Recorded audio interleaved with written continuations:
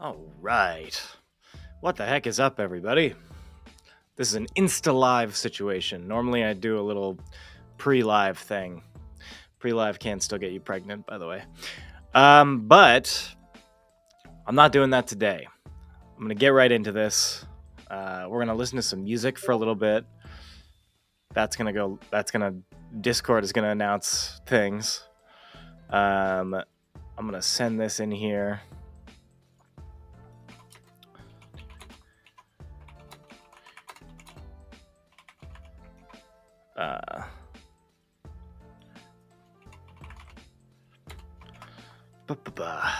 Got some music going. We're just hanging out. Let me pull the chat up.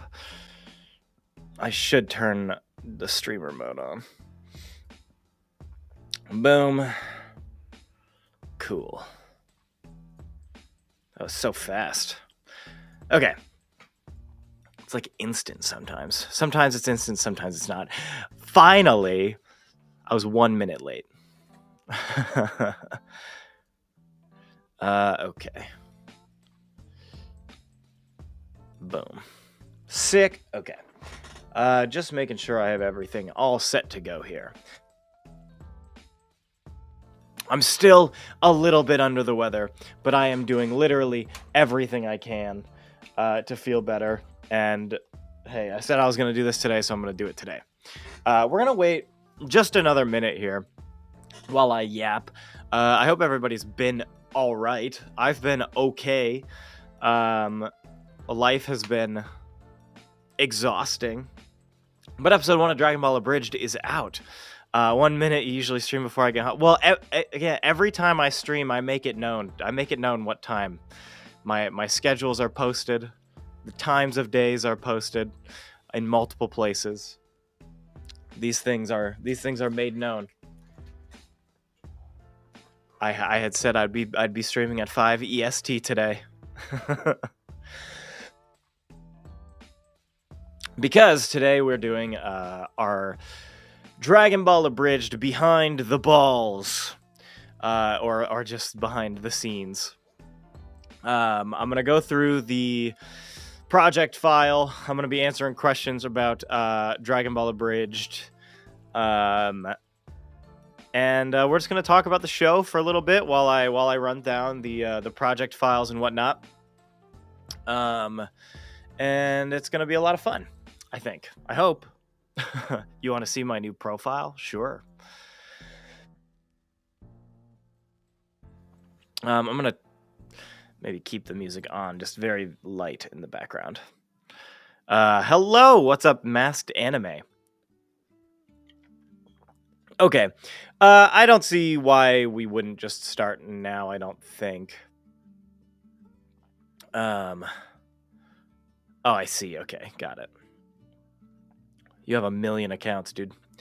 All right. I'm going to go live on TikTok also here in a sec. Just making sure that everything is up to snuff here.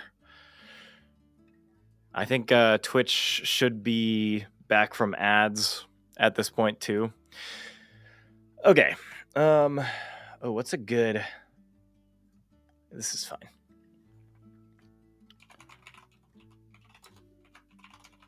Bit to best. Okay. All right. Sick. I just renamed my old one. I see. Still.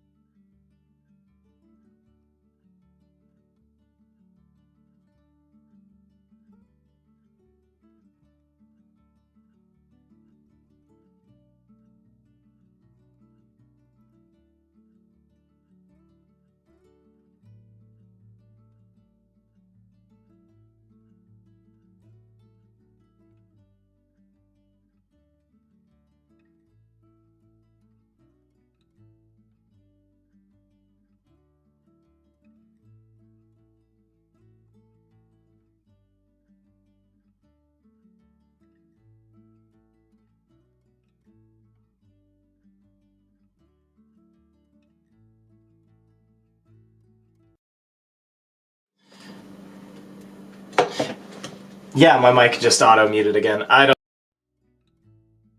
Oh my god! It just mutes itself. It literally just mutes itself. What's up, Flaw the G2 World? Flipped Gunch. I know I'm not usually facing this way. As I was saying, yes, Premiere Pro galore. I'm going to be recording this. I'm probably gonna make this. I'm probably gonna be making this stream private, but then I'm gonna upload the full thing after the fact for everybody to see. So again, if you guys have any questions about the series, put them in the chat, and I'll be answering any questions as I am breaking down. Bear with me if the format of this is like not awesome. I've never done this before, so we're just gonna get going.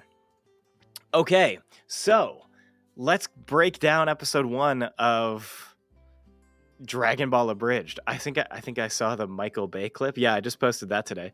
You should watch the full episode if you haven't. Firstly here, this is the beginning of the episode. We have the non-profit screen. I just used this shot of Goku because I like it. I think it's neat. Of course, I am doing the voice for it. There's not a lot that I'm taking from TFS as far as like jokes and bits and like style and tone and stuff. I think we're gonna be relatively unique on that.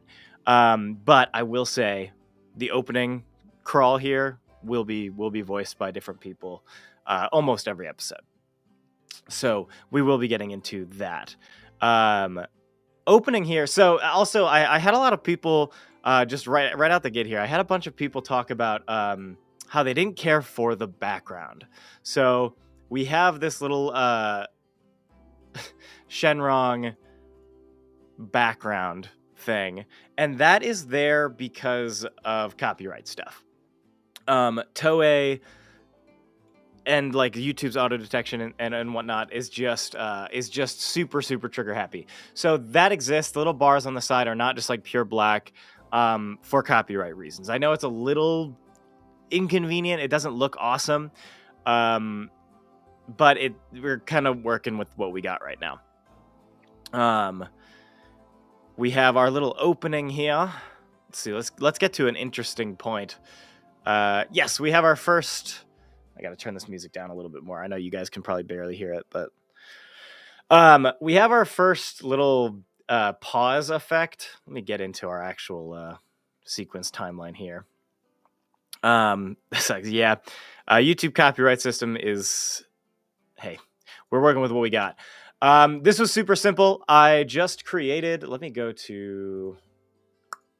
This is not how my thing is normally set up.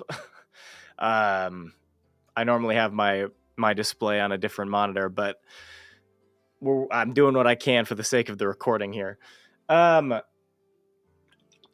So pretty much all I did with this is I created super simple pause graphic, threw that on top of the footage, freeze framed footage, and then I added in the VHS. The Red Giant Universe VHS effect. Super simple. Really simple stuff here. I do love this little transition. It looks a lot better in slow motion than it does. You kind of have the alpha coming in. I think it looks nice. But you know.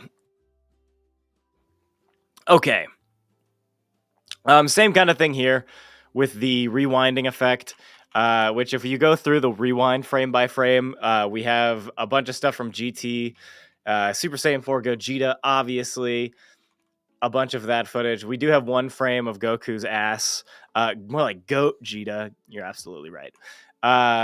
We have Super Saiyan 4. We have the Para brothers, which is the pinned comment on the YouTube video right now. This is what I was talking about, is that Para brothers fans are thriving because they do get at least one frame in the episode. I think somebody had maybe 2 frames. I think somebody had mentioned screen tearing, and I think that I just used some optical flow on the sped up and sped down scenes, which makes them look wonky. So you're telling me you made your own show, but you didn't draw any other? What do you mean? Hello, Greninjon. I mean, no, I didn't create Dragon Ball. If that's what you're asking. And then we have Boo Saga, of course, Spirit Bomb, classic. We have Cell. Did somebody say perfect? No, I didn't draw anything. I didn't draw any of the footage. I'm using original Dragon Ball footage. We have Trunks, my goat. I had to get a couple frames of Trunks in there.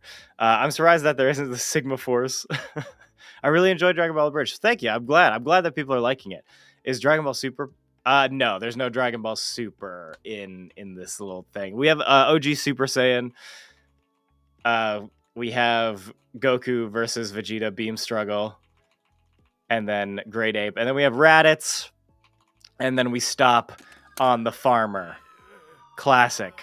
I realized you did the GT route. Yeah, I don't know why I decided to do that. I think it's because I do kind of see the end of GT as the true ending of Dragon Ball, regardless of what's truly canon, but making anime edits low-key the Ben 10 edits got me.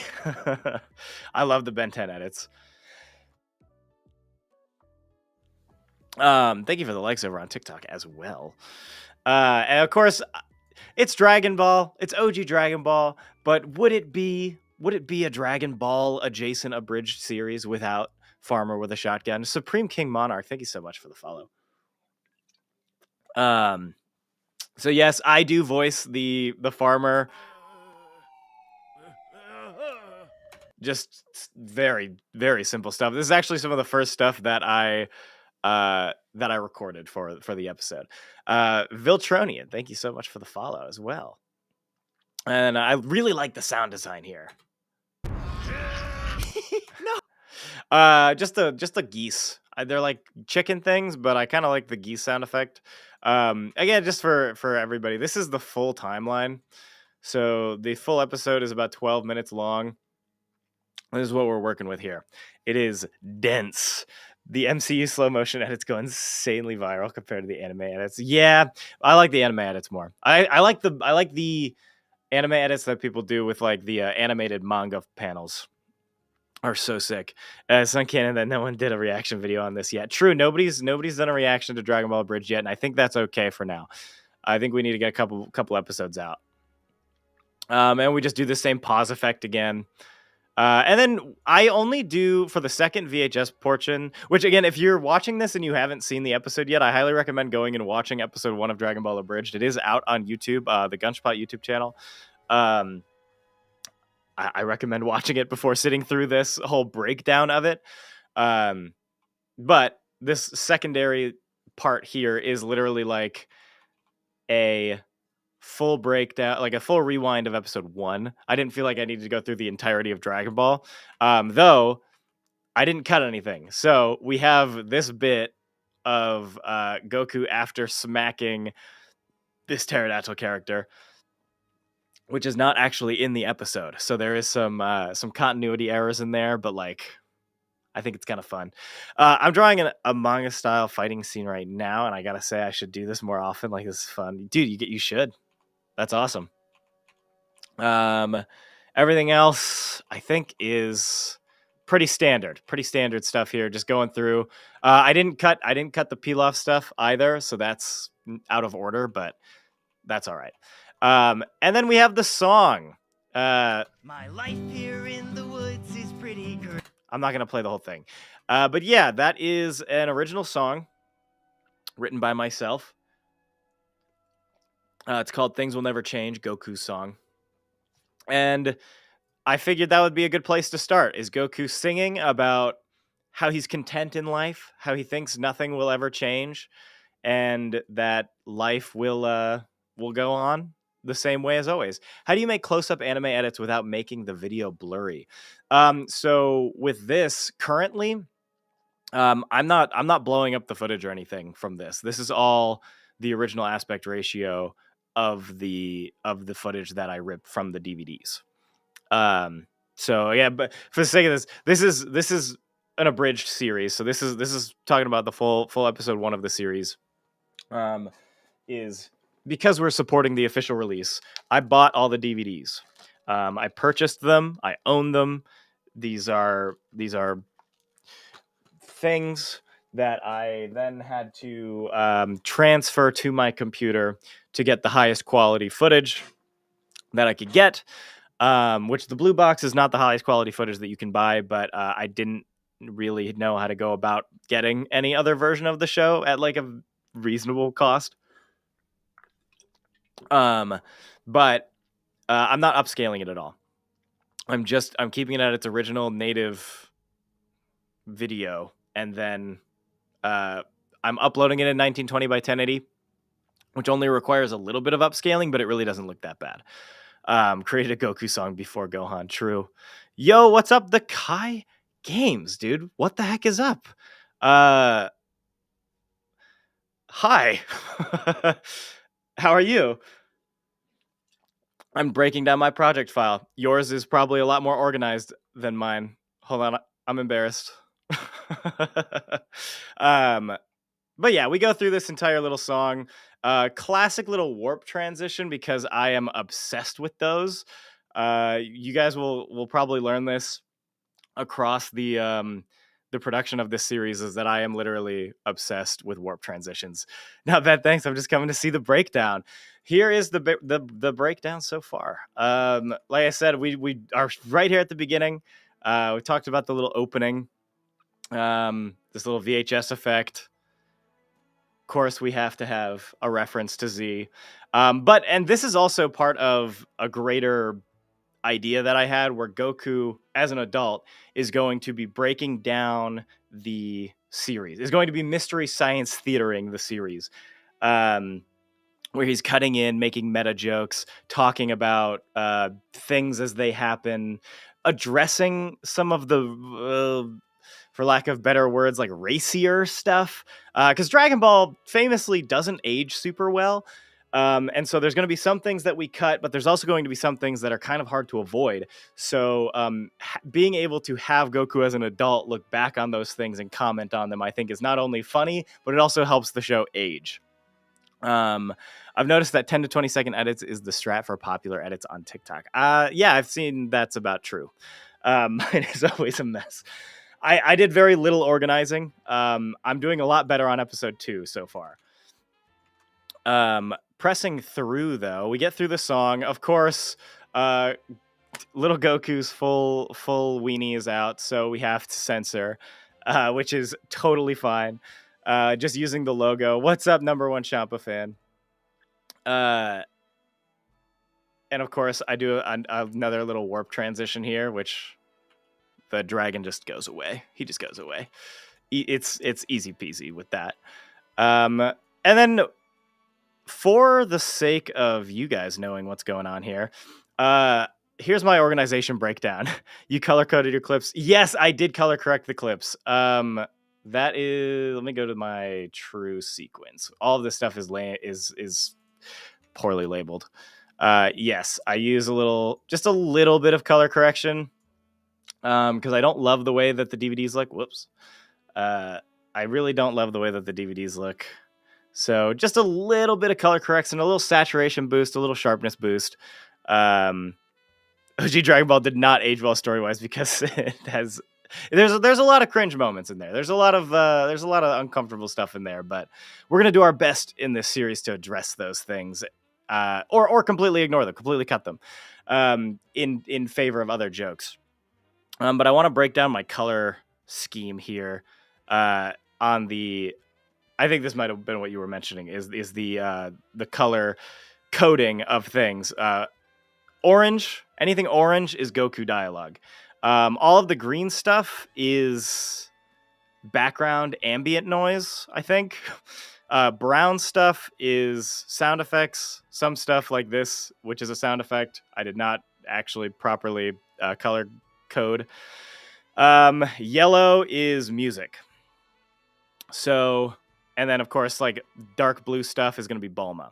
I'm going to love Abridged. I hope you do. If you haven't watched it yet, I recommend it. I mean, you color coded the clips. Yeah. But I did both. Well, green for background sound enjoyer. Yes.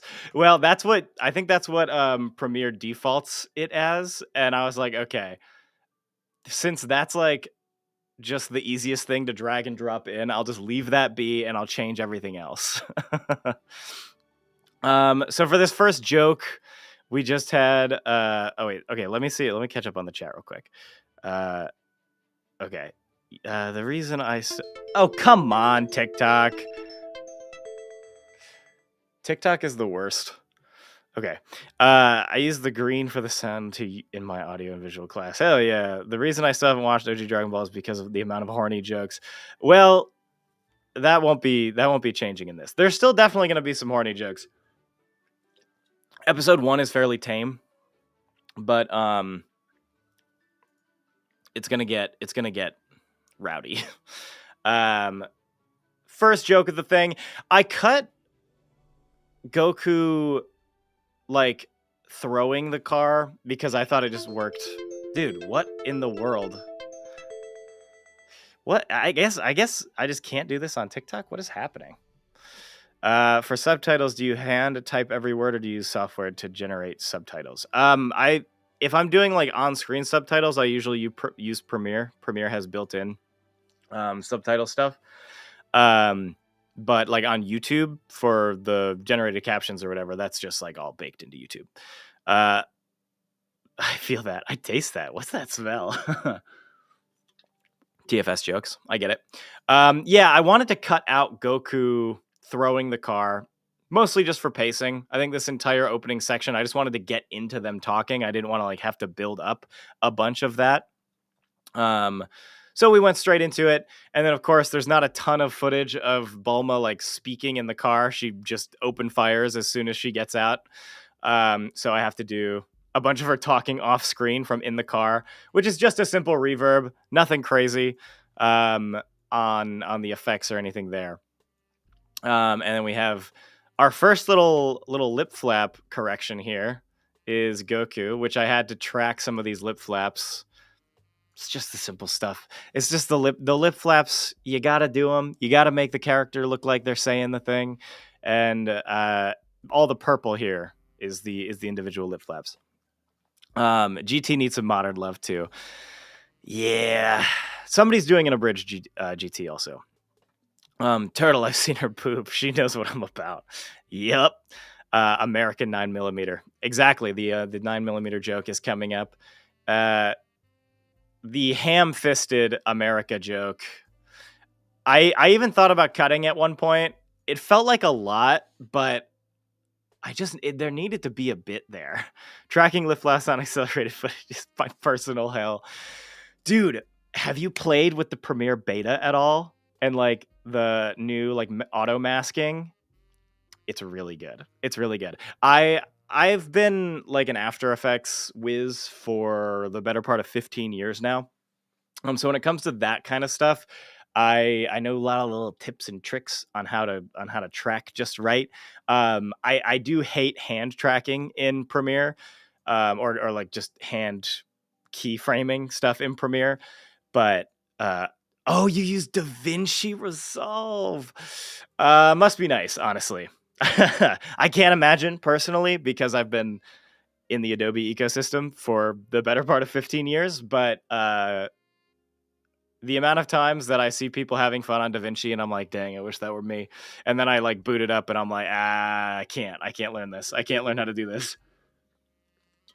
Leonardo da Vinci Resolve. Exactly.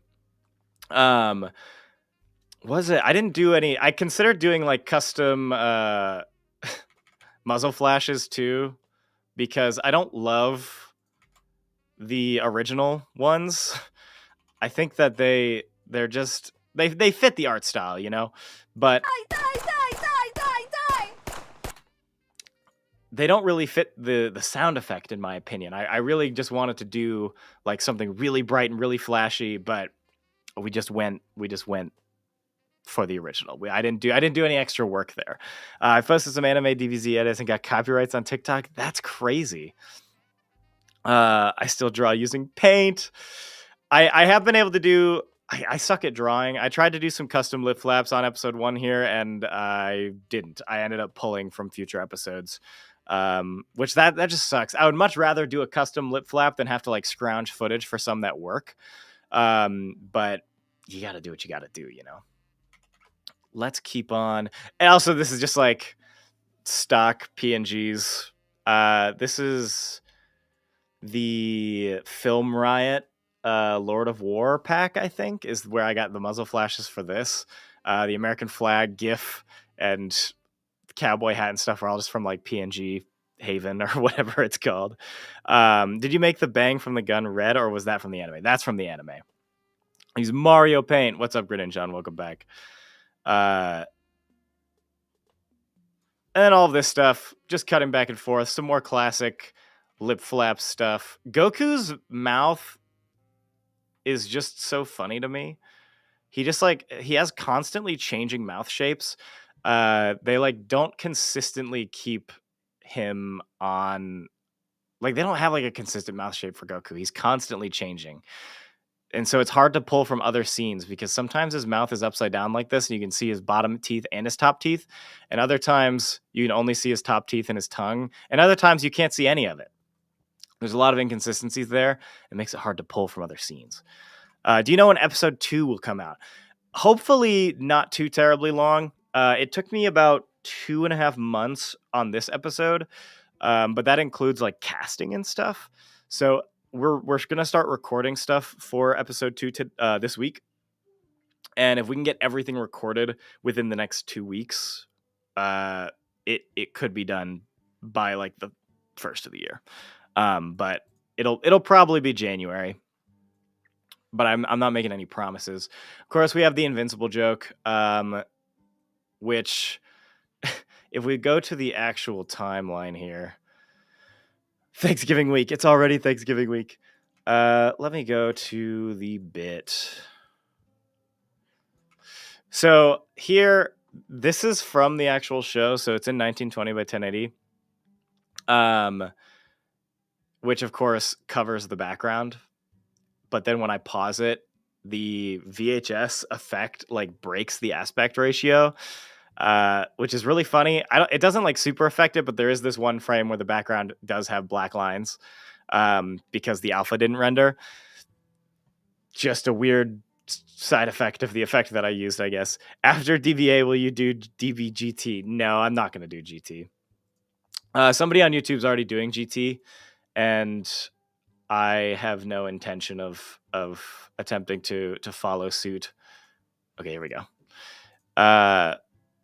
Let's zoom back in and keep on keeping on. And if anybody has any other questions or anything too, just drop them in the chat and I'll do my best to answer without giving any secrets away. Who's doing GT? I think, I can't remember the name of the channel, but they have like 9 episodes out. The last episode was posted like 2 months ago, so they're still going. This was the first custom drawing. Classic quick little Photoshop job is this unamused Bulma. I'm going to be using this effect a lot because Bulma is tired of Goku's shit and she has to show it somehow. So I just cut off the top of her eyes. But yeah, her eyebrows are way up there. She's got the largest forehead of all time. Unrelated, but what's y'all's favorite Dragon Ball song? I always really liked the Kai opening, Dragon Soul. But I always really messed with the Tournament of Power English dub opening because that's Nate Wants to Battle, and I listened to him a lot back in the early YouTube days. So it was fun when he popped up there. What do you have in your impressions arsenal? So obviously I do Goku and Shu. But as far as like other voices that I do, my main repertoire is just like the D&D voices. So I can do like old man, gruff, bassy, and I can do like DBZ characters like Vegeta, Trunks. I've really been doing a lot of Trunks. It's like the classic, like, what the heck is up, guys? My name is Trunks, and I'm gonna be coming back from the future to help Goku. But my Goku voice is basically just my Trunks voice, but like exaggerated. Trying to get more of that kid affectation. But I also do a little Vegeta. I've attempted to do Piccolo, and it's not great. And of course, I do the adult and kid Goku. Dude, your Goku is very good. I'm gonna be honest. I'm really bad with like reaching out to people about stuff, but I had considered reaching out to both you and Gamer Goku to play Adult Goku, and I just didn't because I didn't think that this was gonna be worth your guys' times. And then both of you commented on the video. um, so don't I feel foolish now? But yes, of course I've seen your stuff. Broly Abridged fucking broke the internet, dude. That shit was awesome. I didn't know there was an OG Dragonball Abridged. There is. It's new.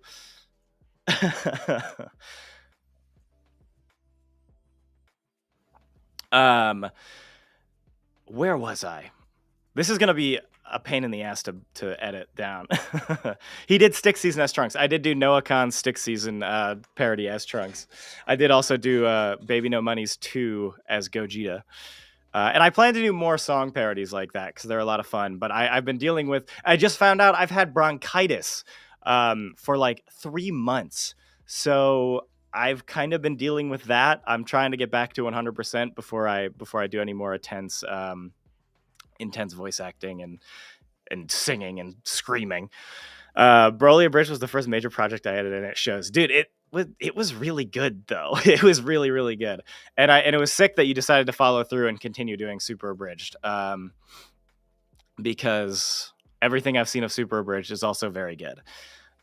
You guys are very funny. And I've been keeping track of it, and I'm using a lot of I'm using you kind of as like a baseline for how to handle the community and how to like deal with comments and feedback.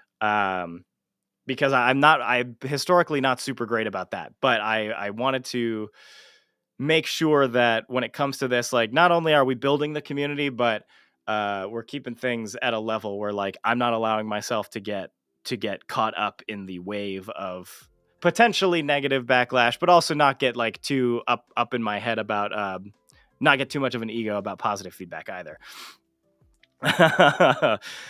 I've not really met Gamer Goku, but he seems like a nice guy. He does seem like a nice guy. He should not be using me as a baseline for handling community feedback. Well, if I'm going to be honest, don't take this the wrong way or anything, but mostly it's like, oh, you know what? Maybe responding to comments at all is a bad idea. So I'm just like not really doing that right now. Sorry if my throat sounds horrible. Like I said, I've been dealing with the bronchitis, so I'm trying to take it easy, but my beverage is running low.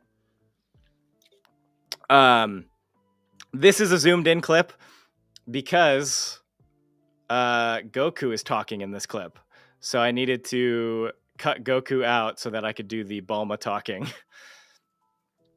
And then this is a super zoomed in shot. Looks terrible. Looks really, really bad. But I just needed to zoom in on Bulma there. Simple as that.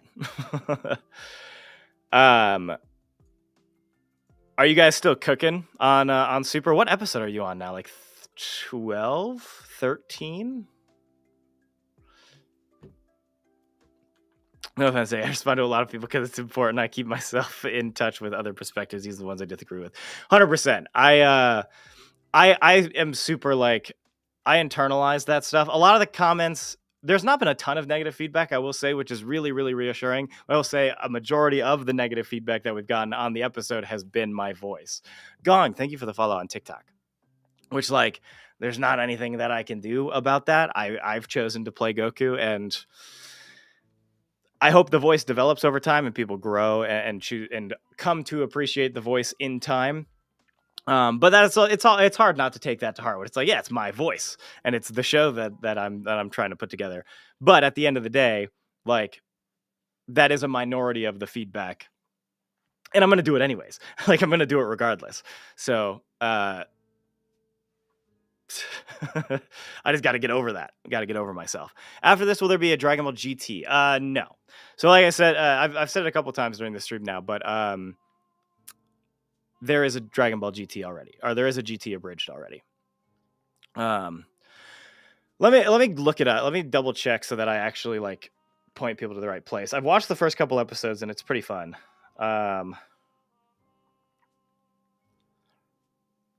It is.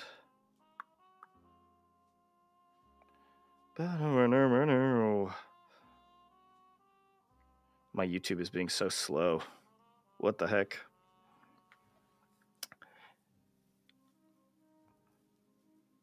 Okay, my YouTube is being so slow. I think it is Digital Zombies, though. I think you're right.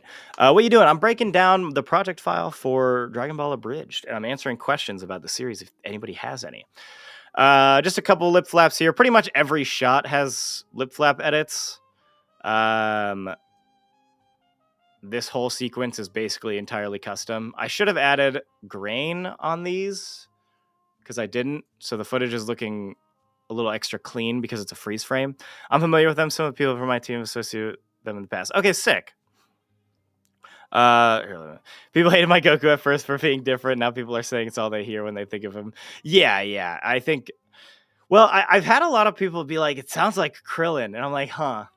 Yeah, I guess I can see it, but also I'm kind of doing a Stephanie Naldani impression. So if people are like, "It sounds bad," I'm doing my best as a going on 30-year-old man to do, at the time 20-something 30-year-old woman doing a teenage boy.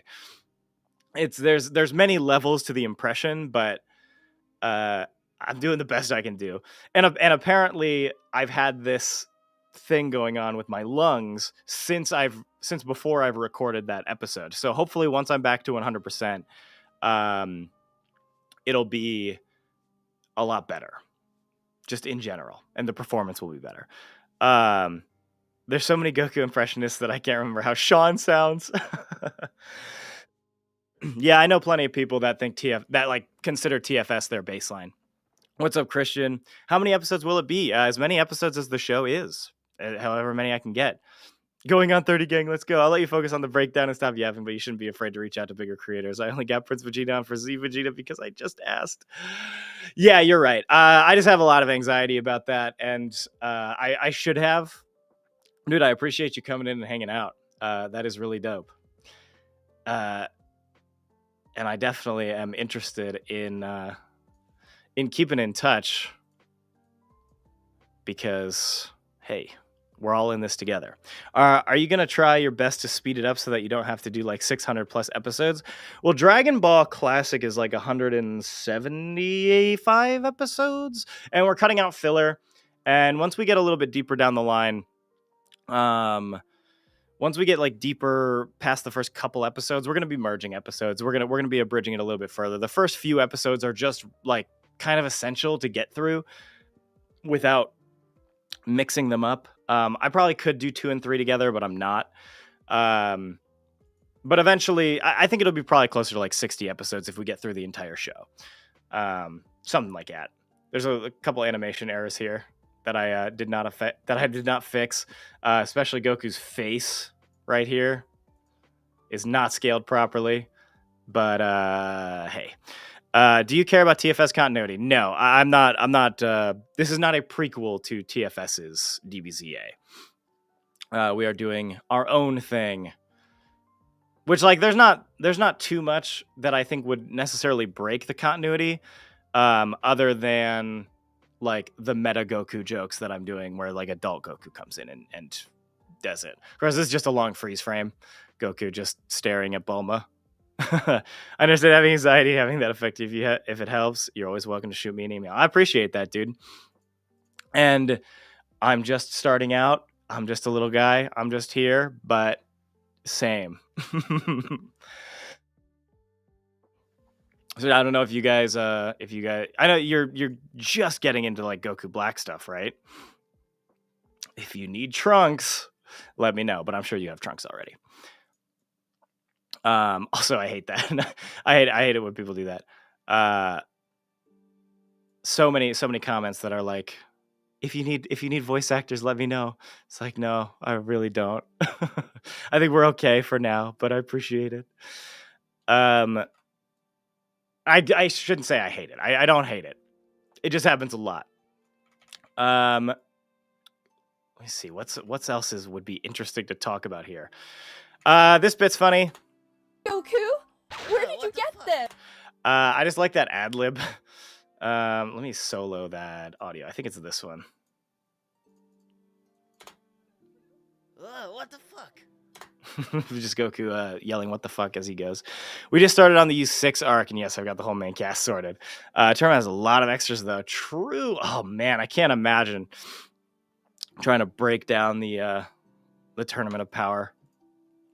Seems like a daunting task, but seems like you guys are well equipped for it. Okay. Nothing too terribly special here either. I think like this shot, I just flipped Bulma's frown. She's smiling here, so it's gonna be Cameo City 100%. I mean, you have so many characters, and if you can just get like anybody.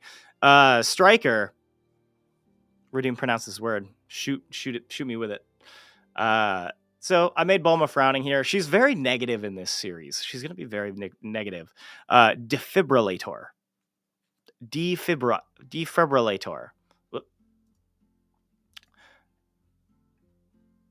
Okay, what am I doing? What did I do? What have I done? What have I done? Okay, here we go. I have drawn like 2 whole panels, and now I got to pack up because I got caught. Oh, fair enough. Okay, pressing through here. This is a cut. This is an eye edit. Goku's looking up here. I don't mind if you cut down the Roshi perv jokes, because yikes. Yeah, we're definitely cutting out. We're changing a lot of the Roshi stuff. I guess I'm not going to say we're cutting it completely, but we're changing how Roshi functions as a character, at least as a pervy character. But this is a quick little eye edit. Just made Goku looking down rather than looking forward. He's looking at the ball. Super simple stuff there. Bulma breaking out her balls. Classic joke. Everybody laughed. Lip flaps. Yes, making Roshi worse would be unthinkable. I would never. My pet peeve about the show is 4x3, yet you added a border. Yes, so I talked about that at the very beginning, but I'll quickly address it again. The border is for copyright protection. I added in the background because of YouTube's copyright detection and trying to bypass it. They flagged the first one. I had to take it down. So here it is. I did everything I could to make it as least distracting as possible. I could probably like turn it down. I could like make it one of these probably, which would be a little bit better. But I think it's gonna have to stay for the time being. Unfortunately. How do you even make Roshi worse? Oh, you can definitely make Roshi worse. I think my whole thing is that though there is going to be swears and there is going to be like dark humor and that kind of stuff, I am not ignoring the fact that at this point in these characters' lives, they are children, and making Roshi and writing like pedophile jokes and writing like perving jokes on Bulma, who is like a kid, and et cetera, especially in the climate right now, really feels in poor taste. And I can do other things that don't destroy Roshi's character and like take that away from him, while still like hoping that the end result being that the joke ages better. And we'll see that as we get into more Roshi stuff. I wanted to be Roshi so bad, but even though I'm disappointed I did get it, I'm still excited. Hey, you know what? These things happen. Krillin and Goku are about the age of the South Park kids. Dude, they basically are South Park kids. Making Roshi that awful in this year is an idea. Yeah, so we're going a different approach with Roshi, but like I said, we're not going to change his voice completely. We're not going to change his his character completely. And I want to make sure that I lean into like, yeah, he's gonna be a crazy old man. He's gonna be still like a bit of a perv. But I also want to lean into his like wiser moments and his ability to be like a martial arts master. So I'm very excited for when we get into Roshi stuff. I love voicing Roshi. I can't do the Roshi voice, but the guy that I cast for Roshi is very good, and he is actually a metal vocalist. And his Kamehameha, I had every Roshi audition do a Kamehameha. It was so good. It blew me away, truly. So I'm very excited to get to Roshi and have him and just absolutely kill it on the performance. Yeah, I fully agree. Honest to God, wonder why the perv thing was a thing for Roshi. He's a great character without the perv element. Yeah, you've done metal vocals too? No shot. That's sick. Can you do the Deku voice from My Hero? God, it's been a while since I've even seen My Hero. Hi, everybody. My name is Deku, and I'm trying my best to be like All Might because I like All Might, and Bakugo is my boyfriend, but not canonically because I have to be with the Gravity Girl. Oh, Kachan. Yo, I'm curious how the hell you will do Bunny Balma. We have plans for Bunny Balma. I can do the Deku voice too. Let's see here. Of course. Oh, this is such a good shot of Bulma. And I'm sad I only used it the once, but like, it's just such a clean drawing of her. I don't know. Let's just have that note. Anything else fun? It looks like we have a VFX shot coming up. Yes. So this is probably not going to load right now. Okay, it is. We have Bulma exploding. I just thought it would be funny to hyper exaggerate this scene. I don't know if it was super necessary, but I thought it was funny.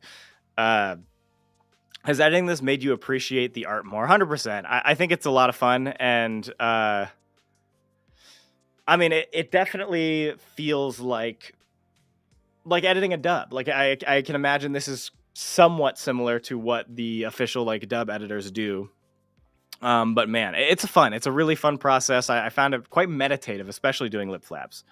What are you doing post breakdown? Going to stream something in particular? No, this is all I have planned today. So I'm recording this. I'm going to upload a cut down version of this in a couple days, probably. But this is all I'm doing today. Probably playing Overwatch on Wednesday. But all I did for this shot was I cut out Bulma. I can't open After Effects right now. I guarantee it'll break stream. I cut out Bulma. I put the explosion behind her. I put fire in her eyes, and I added a ton of screen shake. And that's it. Super simple effect, but it just makes it feel more exaggerated and angry. My favorite bit of the vid. And of course, this is just covering her lip flaps. She's talking here, but not on my watch. And then we go to the next VFX shot. Shay, I've got a free evening, so I'm just hopping on something and chatting about the creative process. That'd be awesome. I'd love to do that. Post game interview. We have Goku walking, which is this is a still shot. So just this shot alone is Goku standing against this background, and he's got his lip flaps moving, and then simple have him. I cut him out. I spent a lot of freaking time on painting him out of the background. It's not the cleanest, but it works. And then I have him bobbing up and down, and the background slowly moving. 10K views on DBA. It's true. Very exciting. I'm shocked that it got there so quickly, but it seems like it's starting to slow down and mellow out, which I'm okay with. We're gonna ease into it. We got to ease into the whole thing. Also, thank you for the likes over on TikTok. But I like this shot. I hear the world is pretty big. It's simple, but it's nice. Do you prefer clean restored anime or the VHS vibe? I kind of prefer the VHS vibe, I'm not going to lie. But I am trying to maximize quality here. Hello! Welcome in. So here's our next VFX shot. Immediately, we have Bulma getting into her stance. And then this is a last second addition. I did not think of this bit until I got into the edit. I was like, dang, there should be a joke here. So we have this little stock anime lines background that just literally just flies in and kind of cuts her ear off there. I actually didn't notice that. You see him by the name of Rusted Rocks and I run kind of. Oh, cool. What would DBA look like? DBA with the VHS filter look like? It would hide some imperfections for your edits and copyright. It probably would. I don't want to do the entire thing VHS. There are some bits that I have done with the filter on, because the whole bit is that Goku as an adult is watching this back. So he like pauses and gives little comments or whatever.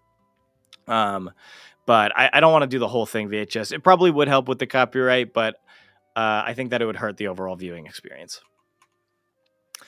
So this guy flies in, and then we have all of these little things about Bulma come in. I can't believe that's not actually what it looks like, is it? No, okay, it's just the effect of lowering the quality. I see. Okay, because it is still linked to the After Effects composition. I shouldn't have done that, but hey. So she has hordes of wealth. She's a teen, 175 IQ, which is actually probably lower than it should be. I probably should have made that like 210. Like she's very smart, but I didn't.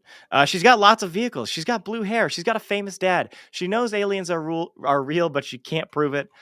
She lives in a sphere, and she dies at age, I don't know. That's for you guys to theory craft about. When does Bulma die canonically? And then we just have this. I think I pulled this mouth from a different scene. Yeah, pulled this goofy little mouth from a different scene, just because he kind of looks too depressed here. So I wanted to make him look a little happier. And then we have probably my personal favorite bit from the episode. I invented a tracker that can read the Dragon Ball's energy. I just like it.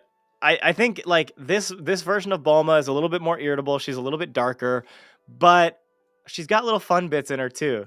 She's a little goofy silly, and I like that. I want everybody to be a little goofy silly.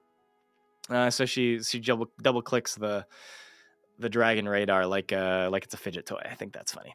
King Caveman, thank you for liking the live. Legit wondered how they made Dragon Ball back then with just cell. Yeah, I mean all hand drawn animation. Crazy work. Oh, we have this joke. And balls? So this is a double here. Wow, you got genus and balls? You're incredible, Tang. So Goku says genius wrong because genus sounds like penis.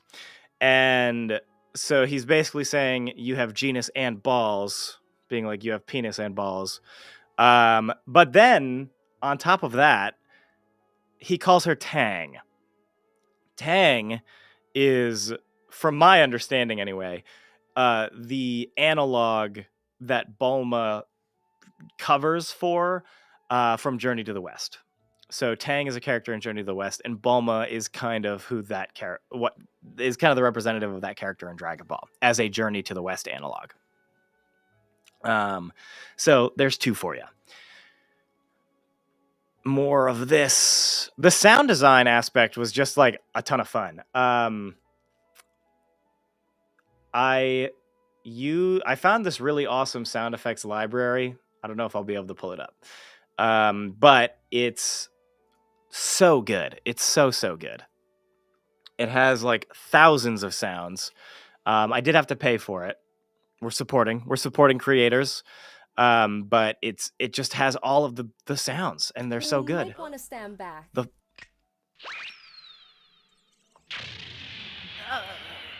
Because all of the Dragon Ball sound effects are so specific, they're so crunchy and raw, and they sound so good, and they're so iconic that like I didn't want to go and do the work and like cut them out and clean them up myself. Somebody's already done that for me. And, you know, you just send them a couple bucks and there you go. You got it. And it's awesome. The creative community is so sick. Well, how did you do that? Someone quick, call Matthew Hopkins. Look it up. The Matthew Hopkins joke is funny to me, personally. I don't know if it's funny to anybody else. Matthew Hopkins is a witch hunter. So Goku is calling Bulma a witch. In the original script, I had him saying, how'd you do that, you fucking wizard bitch? But that just didn't feel right to me. I'm also trying not to have Goku swear as much in these early episodes. So having it be a reference to something a couple layers deep, I thought was funny. It's okay if people disagree. How dare you go live and not tell me? I've made it known. I've been telling everybody. I wish someone can recreate them in high quality audio. The pack that I have has done a pretty good job. Just in case you need it, I've got a big old sound effects I've ripped from Fighter Z. I mean, I'll take it. I'm a sound effects junkie. So if you're offering, absolutely, I'll snag. And if you need any of what I have, I'm happy to share as well. We have the Doctor Who joke here. You have a lot. Where is it? Here it is. Just very brief in the background. You hear the little Doctor Who theme when she says the capsules are bigger on the inside, because that's funny. Hey, it's me, Goku. I like the joke with the look it up afterwards. It's sort of the joke that could easily suck somebody out of the episode. I agree, and I went back and forth a lot on adding multiple levels of meta, because we have Goku like coming in, pausing, and doing meta jokes, but then there's a couple of like meta / like hyper meme jokes, and I considered cutting those completely, but I honestly didn't know how they would play until I got the episode out. I have a much better feel now for the tone and the type of jokes that I want, and going forward I think I'm going to be a lot more careful about that kind of stuff. But honestly, without having the first episode like fully edited and in a watchable state, I didn't know. I just didn't know, having never done anything like this before, and now I do know, and I can continue to progress and like I said, be a little bit more careful with that type of humor. Please get a new Goku voice actor. Like I was saying before, so I play Goku, and I also make the show. And this is the simple fact, the simple reason why I play Goku is not only because I can kind of do the voice, but because playing the character and making the show all at once makes it a lot easier for me to make the show. If I had somebody else playing Goku and I needed to constantly be in contact with somebody, especially a potential stranger, because I did do open auditions for a lot of the roles, it would make the creation of the show a lot more difficult. It would really hinder the production process. But also I think my Goku is fine, and it will get better with time. I also have been sick, including when I recorded the dialogue for episode 1. But no, you're stuck with me as Goku, and it's gonna be awesome. Don't worry about it. We have Goku going in. Also, thanks for the likes over on TikTok. You guys are sick. Just a bunch of quick cuts here. Nothing super special so far. This whole bit was kind of cringe, honestly. Caleb, thank you for the likes. Recording this, I don't like it when people like woo to themselves in movies, like just like Star Wars, when like they go like woo after like shooting somebody down or whatever. I think it's very cringe.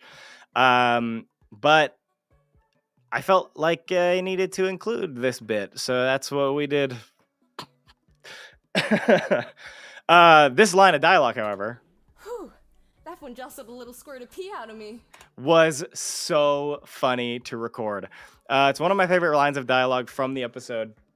And getting her to say it without breaking was was a challenge, but like in the best way. It was so much fun, and recording lines of dialogue like that is just so fun.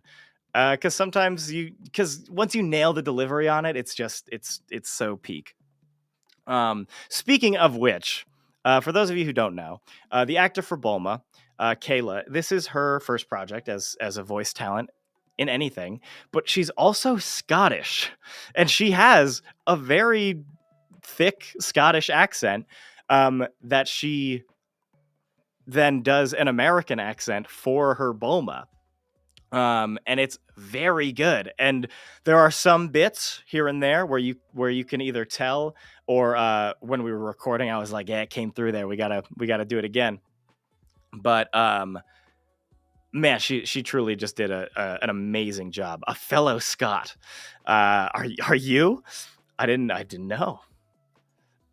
Y'all are killing it. Could have fooled me. Mr. Shells, thank you for the follow over on TikTok. Another one of my favorite jokes. Peak? I still think I have quite a ways to go. Because she said to not peek, and he said, I haven't peaked yet. Scottish English, okay. Could have fooled me. Well, you guys are in great company then. Just another classic camera shake, which I do twice. This is also full custom lift flap moment. Goku just stands still here. He's not actually speaking here, so we just had to do a couple of things. Hello, good afternoon. What's up, Hoopa Loopa? And then we do it again, just briefly, and then he runs through. All right, we got the pterodactyl guy. I don't know if he has an actual name. I probably should know. I've just been calling him Macho Dactyl, Randy Dactyl. And he is voiced by my good buddy Doug for the Mind Gap podcast. Very swell dude, and I love his voice. And he is in yellow here. Oh yeah! 2 for 1! And that's it. I really like the joke where he's like, hey, you probably shouldn't hold people like that. And then he just grabs him by the tail. I think it's funny. Love the episode. I'm so glad. We've been getting a lot of really good feedback. I'm very happy about it. He pulls out the rope, and then we just have the silly little he leaves, and Goku says, easy come, easy go. And he returns to the status quo. We go back into our song. My life here in the woods is... I think that bit got some people, and I take those. Speaking of that, I don't know if many people noticed this in the episode. I have to go to the final version of my timeline here. But this is a little scene detail, perhaps. Let me go. Yeah. Y'all notice anything? Anybody looming in the background? That's all I'll say about that. Anyway. Goku then runs over to the motorcycle. Gotta head back to work. Stay cool. You too. Stay cool as hell. Goku rides the motorcycle. Actually, this is an old version of the timeline. I actually kind of like that Goku song. I like it too. I wrote it when I was a little bit drunk, because I was like, I think the episode should open with a song. Goku, who's that in the background? We'll have to find out. Agreed. Custom music can be a hit or miss, but that song is a banger. It's very silly. It's very simple. But I really wanted to make music a part of the show. I really like. I love writing music. I love making music. I'm not great at it, but I just really wanted to make music an essential part of the series and the identity of this Abridged series. There's not going to be a song in every episode, but whenever I can make it happen, I'm going to make it happen because I love it. I did cut all of this out. This is an old version of the timeline. I had Goku fumbling with the thing, and it just wasn't great for pacing, so I cut it out. Especially like that we've got both made polar opposite Goku songs. It's so good. Yes, this is the Linkin Park bit, which I used this same shot 3 times. Goku! Why are you driving my motorcycle? The first time I uploaded this, I actually got a Millennium copyright notice because of the song. Not anything with the animation. It was Linkin Park was like, yeah, demonetized. So I had to cut out a lot of the music and just do the end bit. I just wanted to give it back. Hey, yep. Which I really like this shot. This was the first VFX shot I did for the episode, and it's just motion blur Goku flying in, huge explosion, hard cut to the Michael Bay. Note taken, I don't draw when it's training time. Fair. Gotta train. And then this was kind of hard to pace because there's only so many of these shots where they're falling. I actually did try to I tried really hard to hand paint out this guy because I kind of wanted to continue the implication that he just blew up and he was gone. But I just couldn't. I just couldn't with my skill set. So we hard cut. He's still there, but then it did open up the door for this, in my opinion, very funny bit, Transformer Goku. Optimus Prime, where just the hard camera shake. I also intentionally made it so that the camera shake breaks the bounds of the screen. So there are other shots where there's camera shake and it stays within the confines of the shot. But with this one specifically, it shakes the shot, which I just think adds a little extra bit of comedy to it, in my opinion. And then Bulma's peeing, and Goku says, "I can't read." First little eye edit. These are not good. These are very, very bad, but they get the job done. Just little closed eyes. He's such a happy little guy. And then we have our shot riding off into the sunset. And I mean, that's it. That's it as far as edits and crazy stuff. It's just a lot of lip flaps, handful of VFX shots. I think I used the Kamen Rider soundtrack, a Gamera soundtrack. There's some really good music out there by the same composer who did Dragon Ball. That really fits the tone. But then we have the Pilaf gang. Let's fly. We have the little Pilaf gang bit. This was also a last second addition. This was not in the original script. The entire bit where they're standing behind the door, arguing about going in. But I really felt like it added a lot of flavor and just a couple more lines of dialogue per character to show off their dynamic so early, especially because there's so little of them in this first episode. But they open it up. This is just like a cheeky little transition from the freeze frame to the actual footage. And then they're here. Of course, Shu is not talking here. I had to do a little custom lip flap for Shu, which is just his open mouth. And then I think I pulled a closed mouth from somewhere else. And then the half open is just the full open, but squished. I had to go for a second because I got caught drawing in training time. I see. It's always fascinating to see what gets added late. It gives a lot of insight into the thought process of the creator. Yeah, it's interesting. There was a lot of bits that I didn't script, but I knew that there was going to be stuff that I wanted to add in post. I just needed to get my hands on the edit first.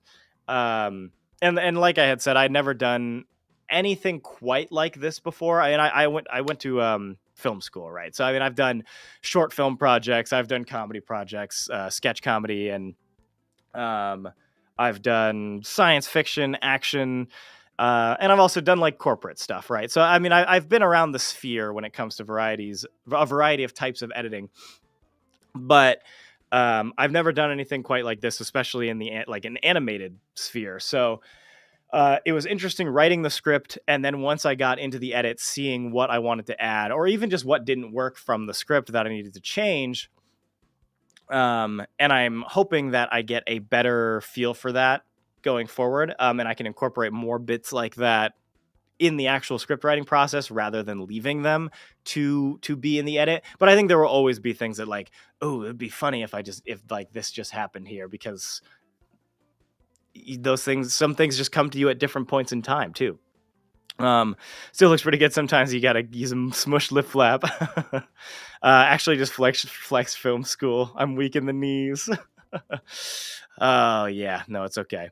It shows that you came in with some experience. I hadn't edited before, Broly, but I've been a writer / voice actor for over a decade. Okay. Yeah, I mean, I wouldn't have been able to tell that you had never edited before. My thing with editing has always just been organization. I've always been really bad about organization. But I knew going in that I would have the editing know-how to at least go in here. And then once I got my hands on a freeze frame, like, oh, that would be funny there. Or like Bulma in the pose with the background shifting and that, like, I don't think I would have been able to come up with that bit in the script writing process, at least for episode 1. That did come during the editing, thinking, I think there should be a joke there. What can I do? Thank you for the follows over on TikTok as well. Y'all are awesome. And we cut to this little goofy eye edit. Very silly. They just both do their little cat faces. Of course, I added Mai's eyeliner or eyeshadow. I tried really hard to match Pilaf's eyes. They're just little black dots, so it wasn't too hard. But then we do a little hard cut. No animation between these two. And then hard cut little to his eyes closing. This was not a clean bit by any means. Ew. But it gets the point across. It's so quick that I don't think you notice too much of the jarring nature of it. But yeah. How long does script taking and how many drafts did you go through for episode 1? Episode 1, I probably went through 5 or 6 drafts. Episode 2, I'm on like my 12th draft. I've been constantly making edits to episode 2 as I've been working on episode 1. The editing process for the scripts has been a lot more intense, and just like I said, because I know what the tone that I'm going for is. Because I wrote my advice on changing pupil position is to draw in a 1-2 frame blink, like so here. Or even like here, having that be cleaner with a little blink. Yeah, that probably would have been a good idea. But yeah, the script writing process. I got COVID in August, and that's actually when I started writing. I sat down and I drafted the first like 9 episodes. Almost the entire season. And then I went back and I was like, okay, we're going to do second draft on pretty much all of them. And then we're going to do punch up draft, just like add in tons more jokes, try to funnyify it even more. And then we'll do like cleanup and stuff after. And that's where I left off on episode 1. And then on episode 2, I've gone even like way further beyond that now. And that's how I plan to do it going forward. It is continue to work on the scripts until I'm like 100% on them. Because right now I'm feeling like episode 2 is locked in and very good, and we're ready to record now. Can confirm blink frames go a long way. I'll have to work on that. Question: do you know about Seed of Might? I do. I've been made aware, and I am working on it. That's all I'll say about that, because I think there's maybe some legality to it. But yes, I am aware. You go episode deep scripting season wide first. That's daunting but respectable. Well, I didn't really have anything else to do at the time. I was kind of going insane. I couldn't stream. I couldn't work. So I was just writing. I was just sitting there writing. I was watching Dragon Ball, and I was writing scripts. And I've kind of put off writing the finale because that seems like a very daunting task. I've started to write it, but I'm not finished with it yet. And I think I'm going to focus on the episodes that we have now and get a better idea of where the story is going to be going over the course of the season, which I do have a little bit of an idea of, like the season-wide arc, especially for Bulma's character and like Oolong and stuff. But a lot of that stuff I think is also going to come down to the performance of the characters and as they're introduced, how they play and how they play off of each other. Because a lot of those things I think I'm going to discover as they happen. So yeah, I have an idea of where the entire season is going to go, but I don't know if I'm going to do that going forward. We'll have to see. I kind of like it, but I don't know if I'm going to have the time that I dedicated to it going forward.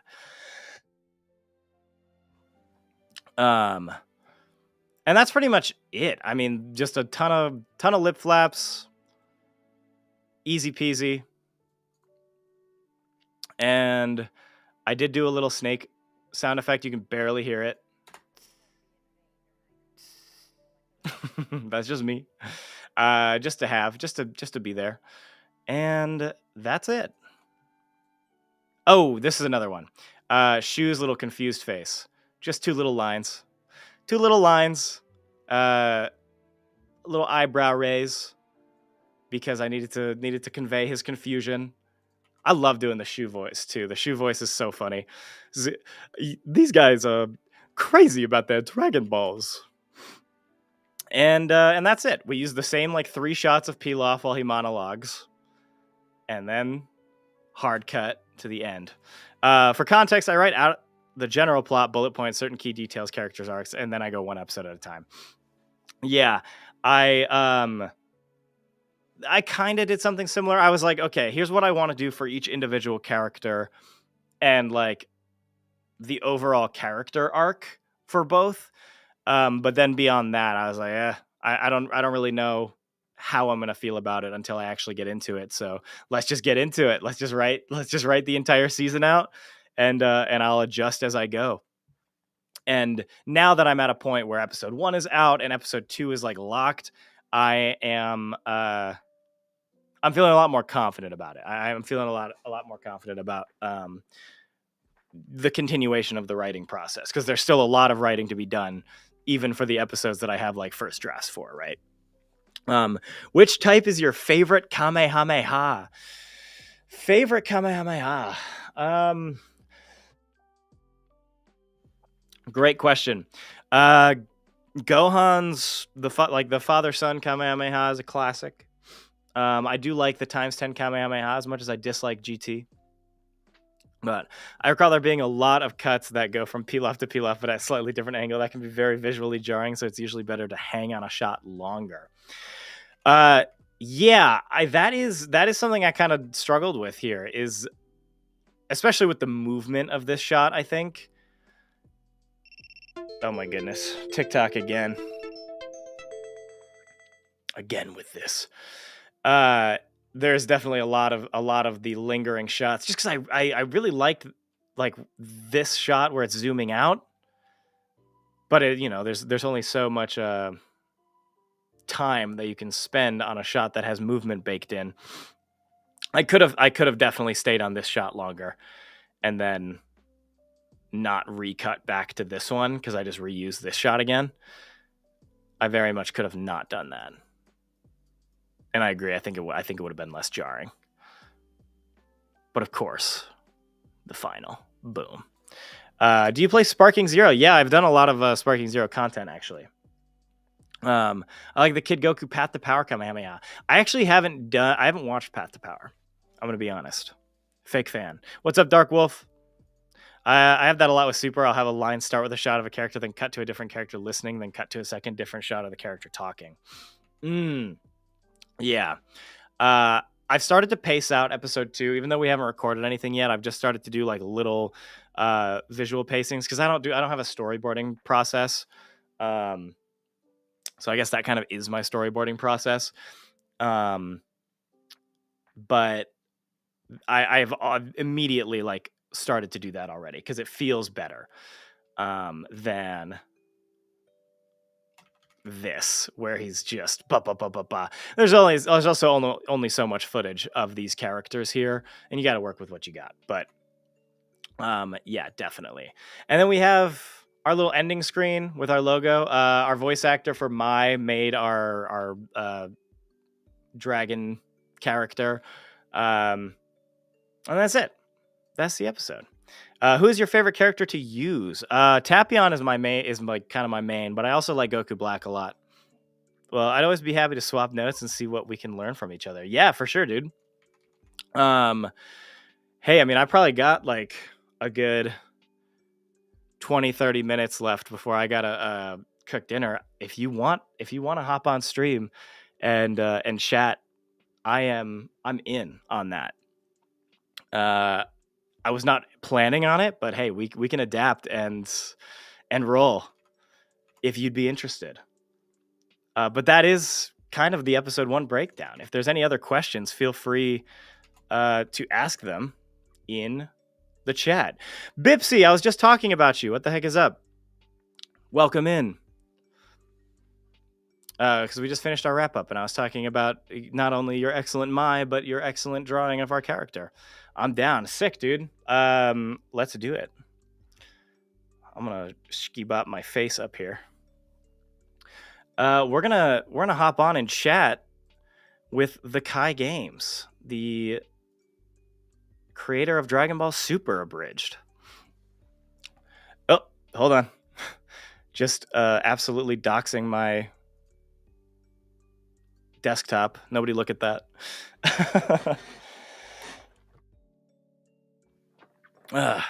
Who art thou? Hello. I don't know. Great question. Okay. How do you want to do this? I'm on Discord. Nothing but good things. I'm feeling a little bit better. My throat still hurts, but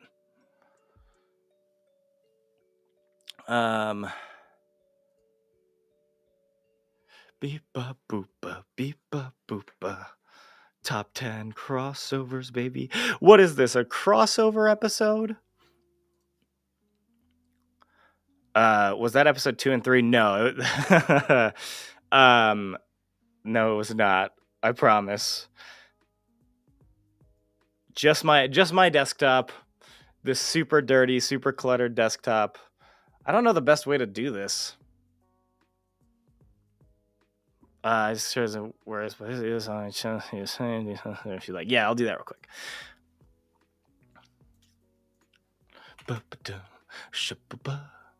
Just YouTube is being so slow. I think I have my friend request on Discord turned off, so I might have to friend you if that's what we're gonna do.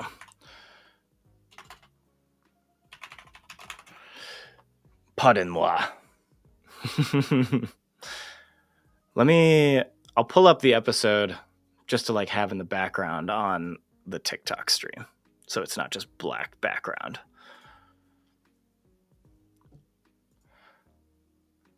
But I gotta do this first.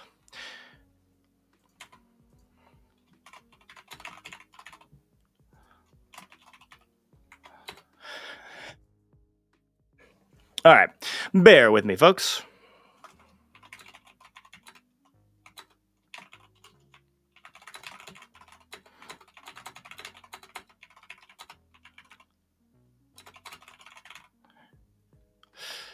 Okay, cool. I might be able to do this real quick.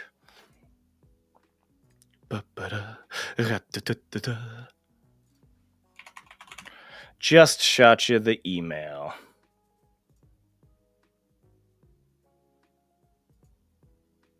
Okay, cool. Keep that on for now. Behind the balls? Yeah, we're doing behind the balls. Why do people like glazing Vegito like he's better than Gogeta? I don't know. It's a great question. Gogeta is my boy. All right, we're in. I gotta turn my friend requests off now. Okay, sick. Yep, we are friends now. I'm gonna call you.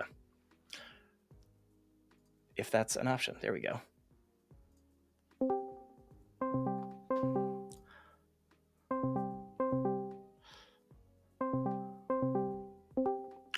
Hello. Let me turn my streamer mode back on. Oh, I don't think that's plugged in. Hello.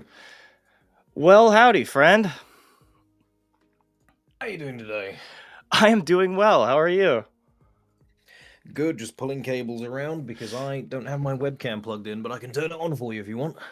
Sure. I think that would be cool. Yep, one sec, gotta climb under everything.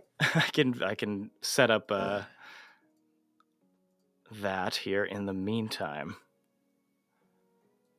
Try to get us both on screen. Okay, not trying to super dox our Discords, but I'm doing my best here. All right.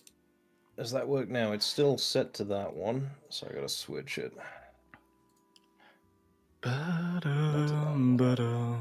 Is it this one? That's the OBS virtual. That doesn't seem right.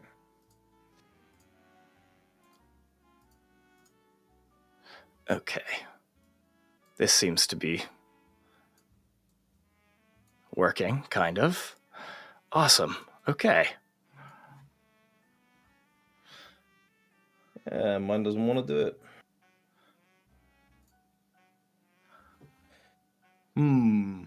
Well, that's all right. That's all right. I will unplug my 360 controller. I don't think I'll be needing that. I'm into something like a book fair like 2 days later. If I don't see anything related to Dragon, I'm going to get out of here. As anyone knows, 3 bags of rice is the ultimate flex. One. There we go. Hey, all right. We're both on here now. That's neat. Yes, my camera is not a good one because I don't often do stuff with cameras. I'm more Well, of a voice person. I appreciate you hopping on with me. Not a problem. Well, that sword back there, is that a Dragon Ball sword in the background? It is a Dragon Ball sword. I was Trunks for Halloween. So there, no way. there's I was Alpha Morgan from Red Dead 2. Classic. Great character. My friend Harry Strauss says you owe us a bit of money. I fucked up my cousin's walls with it. I had it on my back. We went to my cousin's for a party. I just was scraping it along their walls, and it was just rubbing off silver paint. No. But hey, it's not my problem. I think it's in the closet. I've got a Hema sword. I do that as a hobby. Sick. But yeah. Oh, you know what I do have? My precious Nerf Rebel revolver. Never leave home without it. I got Cassidy from Overwatch somewhere. Oh, yeah. So I got really confused because I haven't played Overwatch since he had a different name. And so every time someone says Cassidy, I go, "Yep, is that a new one? Who's that?" I saw when you just added me there. Not to dox all of our personal dealings, but I saw you in the Deadlock Discord. We're mutuals. Oh yeah. Playing Deadlock. Playing that. Well, you know, as far as mutual servers we could both be in, that's not the worst one to see. Yeah. You're not wrong. They're gonna catch me in the Flip Witch server next. I think they have a server actually. Anyway, yeah, no. It's really fascinating to see the process you go through. Because it's interesting to see the differences, because obviously I've spoken to a lot of different creators of abridged content. Very few, most of them these days are just kids doing it for fun, which is really cute. It's nice to see, and I'm glad people are still doing this sort of thing just for their own amusement. But yeah, color coordinating your clips is next level. That's I've only picked up that technique recently. That's a forbidden jutsu.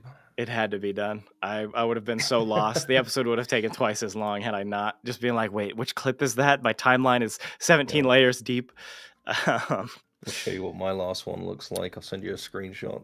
yeah, That's that for episode that was a 10. big piece of anxiety that I had going into making this series. Was there's a kid called the Dragon Bridge. I don't want to step on anybody's toes who had done Dragon Ball Abridged. Yeah. Um, He's in my server actually, my Yeah. fan server.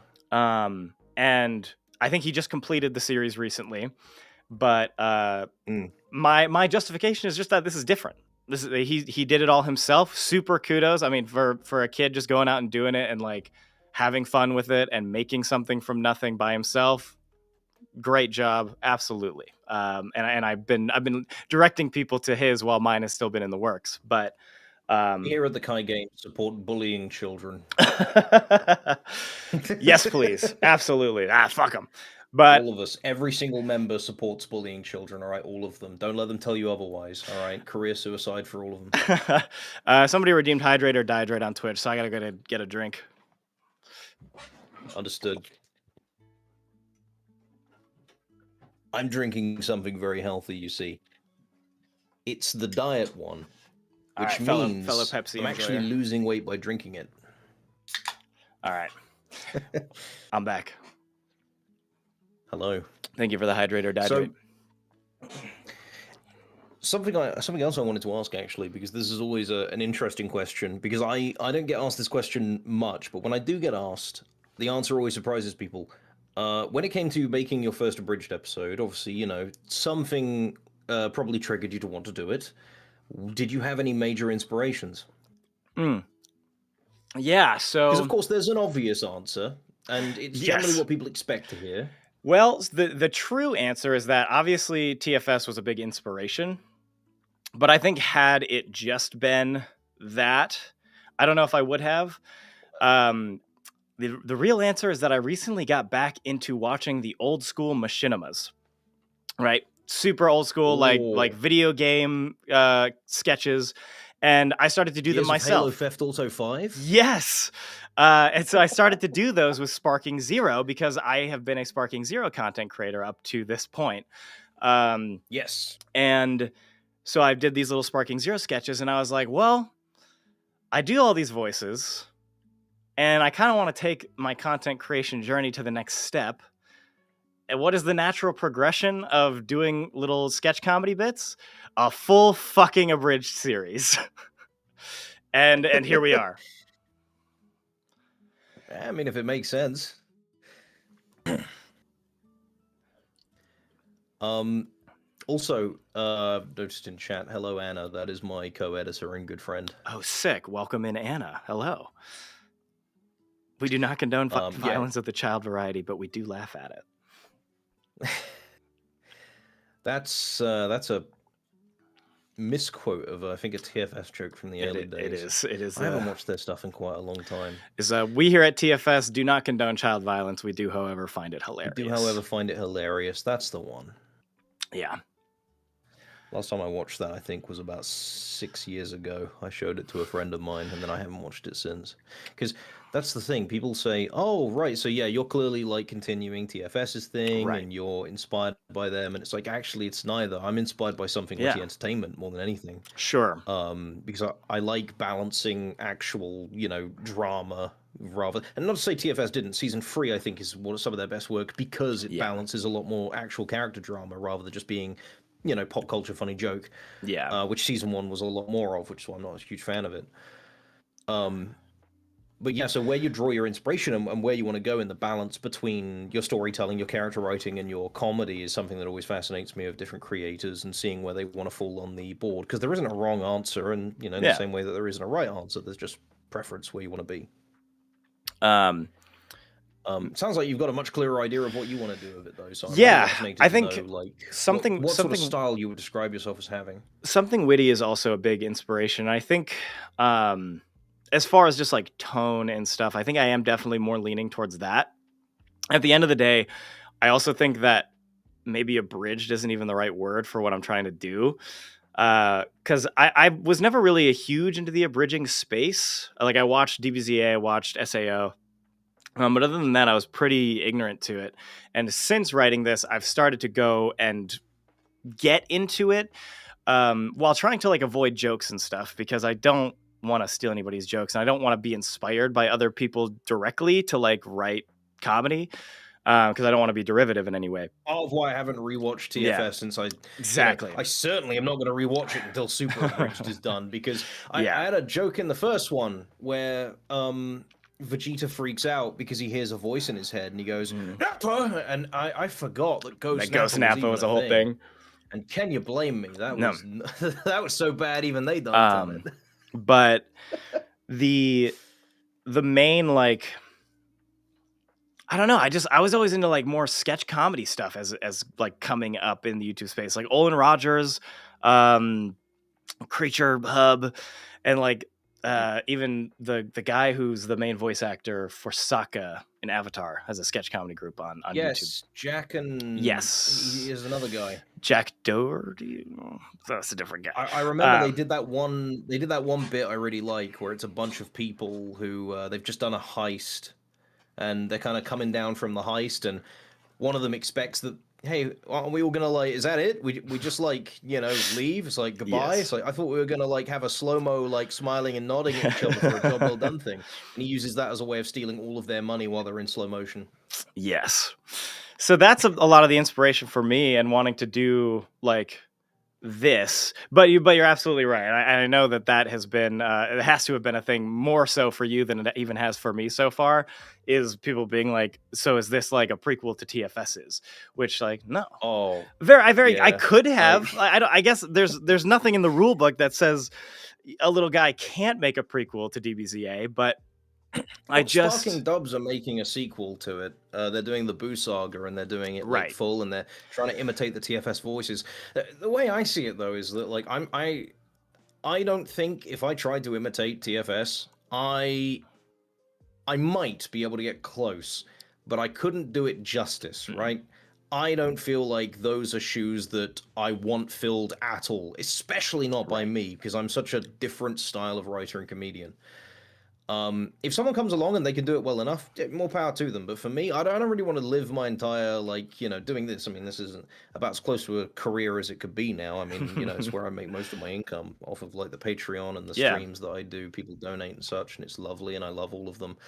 Even if they say things that makes me want to pull out my own hair. But I wouldn't want to, like, you know, kind of live in someone else's shadow like that. I'd rather branch out on my own and get absolutely bomb and do terribly and have no one ever like me again, you know? Yeah.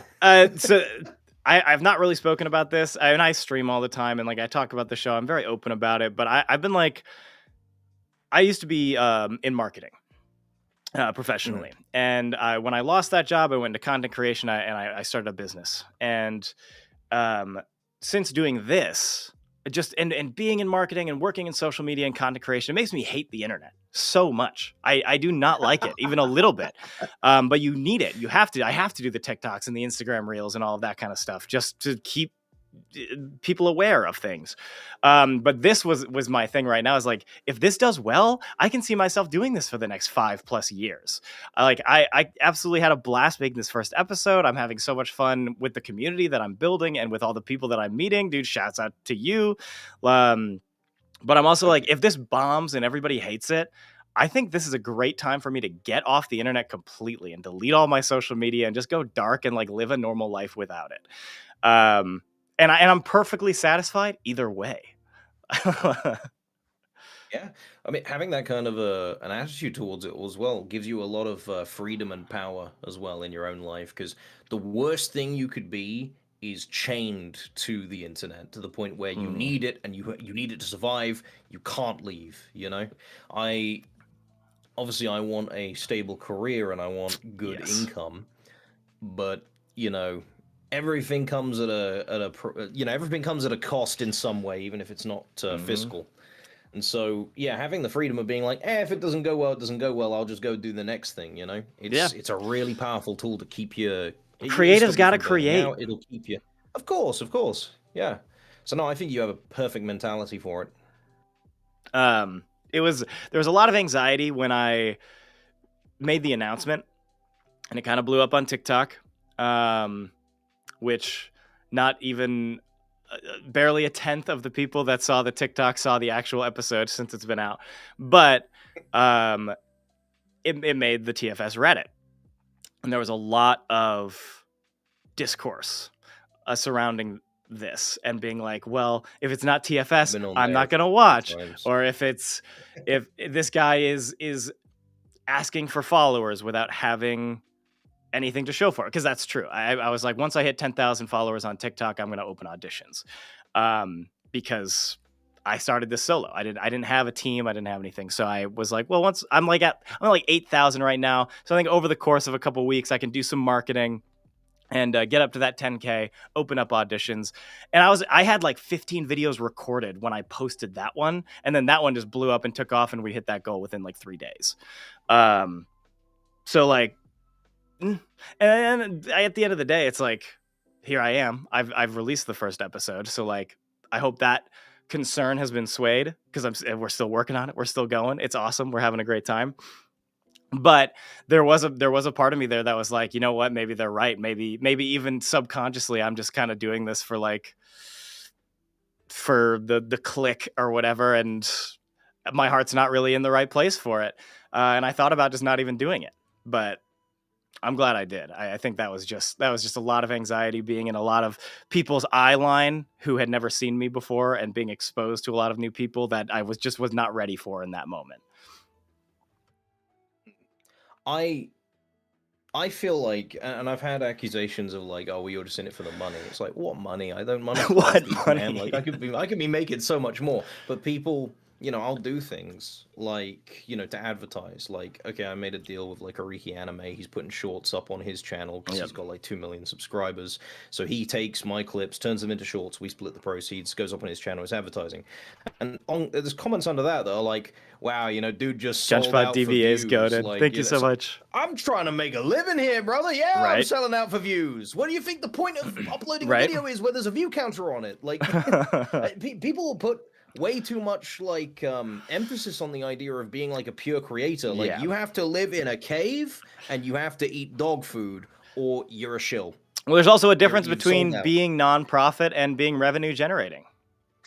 You can make money and still create a non-profit thing.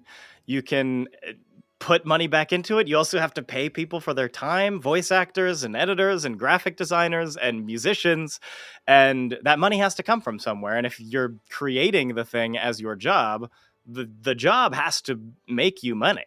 And however you can do that, it has to be done. And people also complain because I stream. And the streams are where I make, oh my God, why aren't you working? Why aren't you working on the show right now? Why are you streaming? I haven't gotten that so much, but what I do get is like, I hate getting these notifications for these streams. Because you think it's the episode dropping. I'm sorry. And I've had people like, and generally like you explain it to them and they go, oh, okay, yeah, get that back, brother. But they'll come out and they'll be very hostile and they'll be like, I'm sick of getting like 2 notifications a week. I'm only here for the episodes. I don't care about this.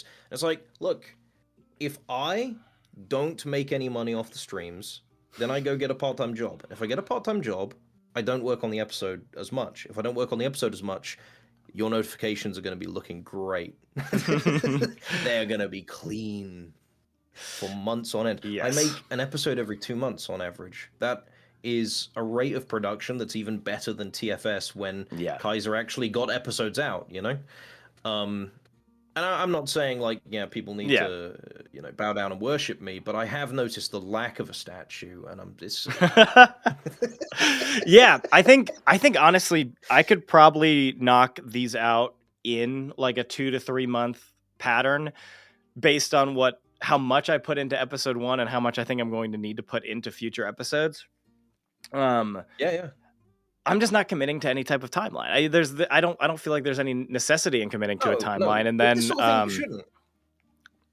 then, like I had mentioned, our Bulma voice actor is Scottish. I live in America, and we have a very different time zone situation, and also she works as well as the rest of the cast work. So there is it's kind of down to scheduling. I could sit here all day. Like I work for myself, or I run my own business. I create content or whatever. I dedicate time to my own hours when I want to. But that is not true for everybody else who is on our cast. So I have to work around these people's schedules, you know? And that is also something that like is kind of just something for folks to understand. It's something that I have to learn too, is that like I can send a Discord message to a cast member, be like, hey, let me know when you can record, and not hear back for 2 weeks because people are just busy. And then I have to be okay with waiting on that and working on something else in the meantime if it brings the episode to a standstill. Mhm. Yeah, I mean, my Chi-Chi voice actress, Chi-Chi Smash, the YouTuber, you know, she runs her own YouTube channel, and she has a kid as well, you know, and also, you know, she works on her See you stuff. later, Flaw of the GD World. It's just how it goes, you know, and I don't think people realize just how much goes into the production of these sorts of things and how many people you end up having to coordinate with. I mean, Yeah. I think in total, there are 17 different people that I need to go between for each episode. And sure, most of it's me, but Yeah. there's still Anna, my co-editor. I got to decide, okay, how much are you doing and of what scenes, and then get the stuff that he needs and give him the direction on that. And that's just one person. And then there's all the actors and coordinating with them and their lives, and yeah, it's difficult. How do you But navigate man, co-editing? I know, does DaVinci allow for like operating on the same timeline on 2 devices? I don't know the way that we do it because I have a slightly outdated version of DaVinci because I am a caveman and I don't like change. There were some updates in the one after that I didn't like, and so I'm like, I'll wait until it's good again. So I storyboard the whole thing myself, and then I put the voice lines in roughly where they should be, and then I just export that in lossless quality and send it to him directly. Okay. So he mostly does lip flaps and you know, retimes things a little bit, does some visual edits here and there, but like then the bulk of like audio and such is what I do. Gotcha. Okay. And then obviously I'll do the lip flaps and such on my parts. I'm looking forward to your episode 2, though. I'm looking forward to see the improvements that get made, because I enjoyed episode 1. I think for a initial episode, it was very solid. I think Work some on of the my magic. writing, You did a great there were job. bits You're doing so good. didn't appeal to me massively. There's also, you know, stuff like the Pilaf thing where the edits, it was a little jarring. Yeah. But overall, I think as far as like a first episode attempt on the original Dragon Ball goes, it is by and far the best one. Yeah. And very clearly, just from watching you stream today and speaking to you now, you have a very keen sense as to where you want to go with it, how you want to improve, you know, that sort of thing. No, it's got legs. I think you've definitely got legs. Yeah, I'm definitely open to that really good to feedback see. too. Like if there's something with an edit, or if there's an editing error, God forbid, because I'm the only pair of eyes that see these before it goes out. I've done everything. Get yourself a test audience. Yeah. If that's the case, absolutely, it is so good to have a bunch of people that don't care if you cry yourself to sleep that night, and you show it to them, and then they tear you to pieces, and you take it back and you fix the things that were mentioned. And you know, feedback is tricky because you get feedback, and you know your own ego is going to get involved in it. I have a massive ego.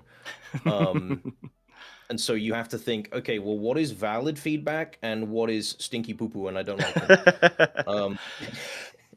But yeah, that kind of feedback is so important, especially from people that don't know what they're talking about, because they tend to observe things completely different to you, who's like, you know, deep in the process, and you've justified everything to yourself. Well, of course, this scene has to be 5 minutes long and feature no dialogue. That's what was in my head. Yeah, absolutely. I do feel like I do get some of that artistic ego myself sometimes, and having anybody be like that, just like as somebody who's watching it, is not that cool or fun, is definitely essential. I think for this episode 1, I wanted to keep it as under wraps as possible. The cast was like, we don't want to see it. We want to wait until it's out. And like, I had friends and stuff who were like, I don't want to see it. I want to wait until it's out. I was like, okay, I don't really want anybody to see it. I want them to wait until it's out too. But I think going forward, definitely having people around for critical feedback would be essential. And like I said, I'm really excited about episode 2. I think the script is so much tighter than episode 1. Just from the jokes in general, I think are just funnier. And hopefully I won't be sick anymore. So the voices will be better. And everything there. And all of the feedback I've gotten has been really good. I am working on the visuals themselves. Like I said, I have the blue box set, but they don't look that great. So I'm looking into other options. Anna knows everything there is to know about different Dragon Ball releases. I have a fun game I play with that fella where I will send him a screenshot of Dragon Ball and I'll say, Anna, here's a screenshot of Dragon Ball. Which release is this? And he'll go, that one right there is this release from like this year. It was actually only ever released in Luxembourg to a test audience back in 1996, and I just That's crazy. I'll have to get in touch because I have some questions regarding that stuff that I would rather not speak about on stream. But he's your man with that sort of thing. It's him. It's not cool. me. Cool. Actually, that does bring me to a question. Who's your favorite character to voice then? Not everyone you voiced so far, but you've got other characters I assume that you've cast yourself as. Which somebody did ask this in the chat earlier, and I neglected to answer. But my favorite voice in Dragon Ball so far, OG Dragon Ball so far, has been Shu. The Shu voice is just classic. It's just an old school, like Winnie the Pooh or like Tigger, goofy kind of voice. It's just like the classic kind of 70s cartoon character voice, just the yes, and it's sweet and it's fun and it rolls off the tongue all nice and good. But Trunks is just so much fun to voice, and if I could play Trunks in any media, I'd take it. I'd drop it my entire life to do it, even if it was like a different fan dub or something. Like I'd love to. It'd just be so much fun. It's a character that I love. I feel the exact same way. I've never gotten to voice Trunks before, but I've always wanted to. And so I'm really excited for the Goku Black arc because no one is taking it from me. I'll fight anybody. Anna asks, I'm curious about your blue brick sets. Are they real or bootleg? If they don't have a flap inside, then they're bootleg, so that can result in already bad footage. Great question. They might be bootleg. Let me see. Yeah, no flap. Oh wait, do you mean this? Because that's there. But I bought them online. I don't know if that means anything.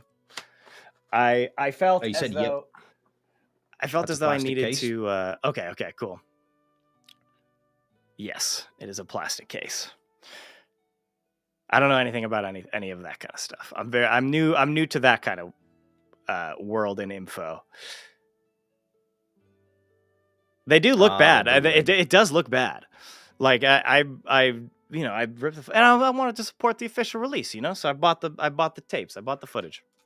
But yeah, I when I was transferring them to a digital format for editing, I noticed immediately that they did not look great.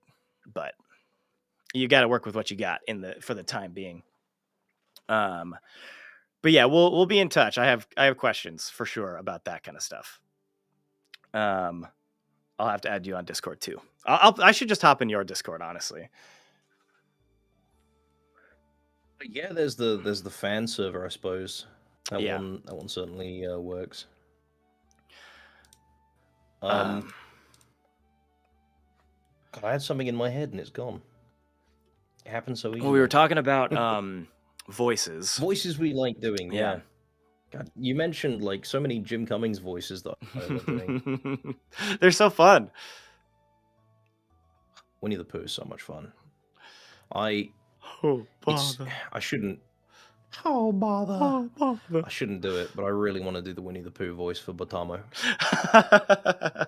It's such a low-hanging fruit joke, and I wouldn't draw attention to it. Yeah, that's the thing, though. But it's sometimes the easy joke is the right joke, though. There's a lot of times when people come into chats or comments or whatever and are like, "You should do this joke for this thing," especially the fucking Krillin own counter, which is obviously a thing that I'm not going to do.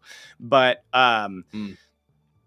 there's a lot of those jokes that people come in and are like, you should do this bit for this moment. I'm like, because it's the thing that you thought of first, it's explicitly something that I'm not going to do. And it might have even been something that I thought of, but I was like, yeah, first idea is not the right idea. But he's a yellow bear with a red shirt. Like it's sometimes you just got to do it. I do. I don't mind saying this because I'm very vocal about. Like, I don't mind spoiling little things. But Tamo, the idea for him is that obviously he's like Oobleck. He's Yes. non-Newtonian fluid. Correct. Yes. Thank you. And so in the original source, actually, apparently, like energy that impacts him is transported to another dimension. No, that's stupid. He's Oobleck. That why complicate things? And so I like the idea that he's got a rare skin condition and he can't actually feel anything. And the way all of the different Universe 6 fighters have been recruited by Champa is he's offered them a wish on the Super Dragon Balls, and he wants to wish to be able to feel again so he can hug his mom. Oh. And then Goku choke slams him out the arena. Goku is a menace. Sorry, buddy. You don't get to do anything. You're trash. You're trash, kid. Yes, Goku, thank him. Do you do Beerus too? God, I do a lot of the characters.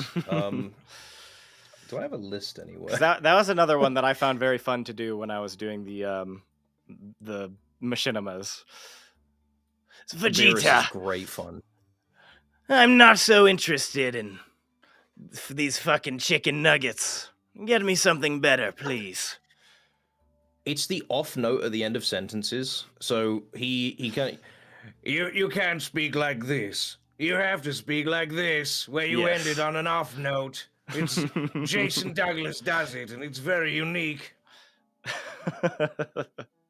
It's so good. So who else do I voice? I used to voice Krillin, but I recast that to Wes because I liked his better. I very much did like an old, Like Sunny Street type Krillin. Sure. I do Roshi. He's one of my favorites. Huh? Annie, you gotta help me out. My memory's really bad. Who do I play? Oh, that's right. I also play Gohan. Which that one's really simple. It's just it's Goku's up here, and then you just bring it down to Gohan, and he's down here. It's the same voice. Well, yep. I also voiced Paragus in Broly Abridged. And I voiced Kikono as well. Though that was originally going to be Wes, but he couldn't do it. I was gonna voice Frieza too, but we cast Finn instead. But we That's got great Frieza. I was like one step away from getting Damon Mills to voice him, but it would have been a bit too complicated considering he can't really do parody content since he's now the official voice of Frieza. But friend of a friend type deal. Sure. That would have been sick, though. I would have been really cool. Yeah, he's a really nice guy. Yeah, Krillin is another one that's like we have season 1 fully cast out and ready to go. But man, season 2, Krillin specifically, I'm like, man, I gotta have a good chemistry with whoever's playing Krillin. I don't know who's gonna do it, but I'm like, I want to be best friends with whoever's playing Krillin. Like I want to create a relationship with a person so that when we're acting against one another, that chemistry comes through, and that we can, do the additional stuff, do like Goku and Krillin play It Takes Two or whatever the fuck, for content. But yeah, that's going to be a daunting challenge once we get a little closer to it. My Krillin's not too bad. I think Wes is better. Wes fit more what I was looking for. And the other problem I have with Krillin is I've got a little bit of distinctive DNA in my voice. When I do certain voices, obviously it's completely gone.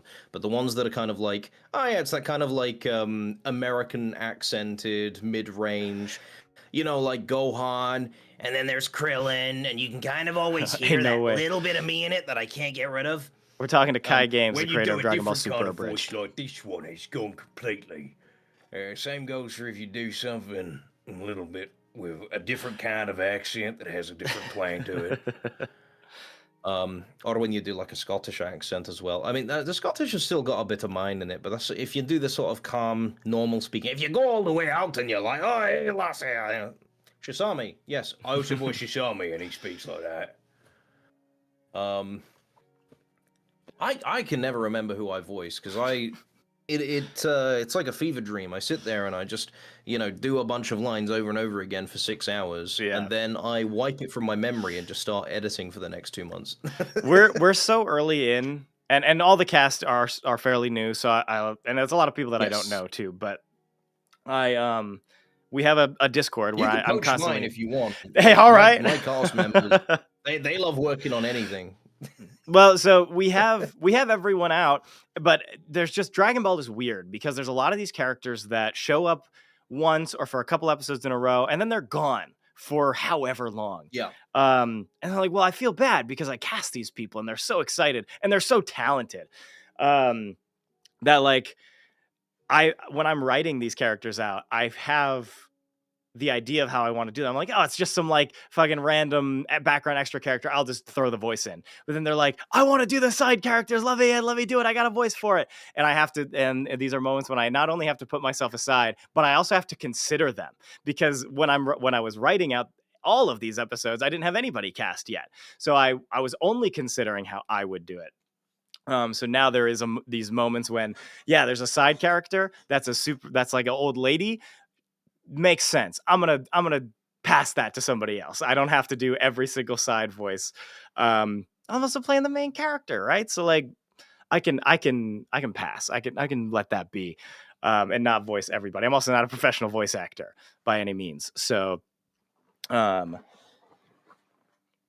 working with it. But that is a learning experience, and just trying to get better about thinking about that and utilizing the cast that I have, the super talented people at my disposal.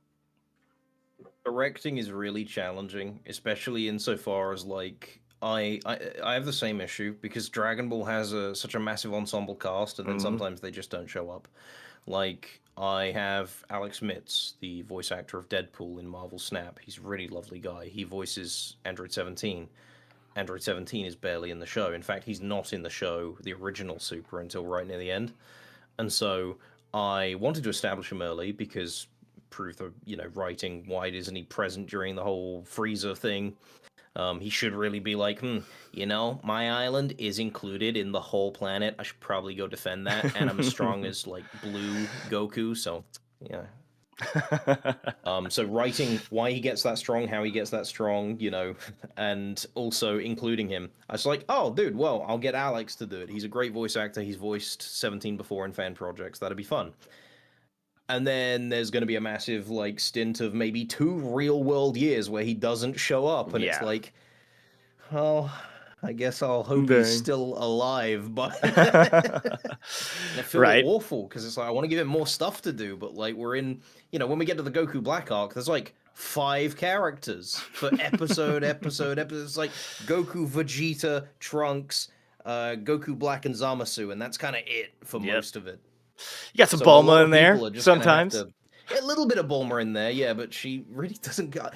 I had to rewatch for it a whole bunch of times, and she doesn't do enough that I can really justify her being there outside of just being there as a sideline kind of joke character. Now, question about the Goku Black arc. Feel free not to answer. Don't shoot. He's not black. Is that what are we doing with that? Oh, that line. That's the don't shoot. He's not black. Obviously, I'm gonna have Trunks go shoot that guy. He's a guy.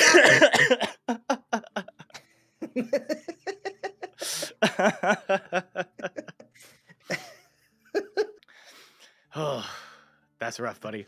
I can't believe that made the final cut. Honestly, it's insane. It's amazing what you can get past the censors these days. Also, you have someone nice in the YouTube chat that I feel warrants responding to. Cell, thank you so much. Y'all give me first season DBZA vibes. Appreciate it. I think I was in my teens. I mean, I was definitely in my teens, and I'm not 30. I'm not 30 yet. So you're not so young, friend. If you don't mind me asking, how close to 30 are you? I'm 26. So not that close, but like closer than 25. I feel ancient now. I'm closer.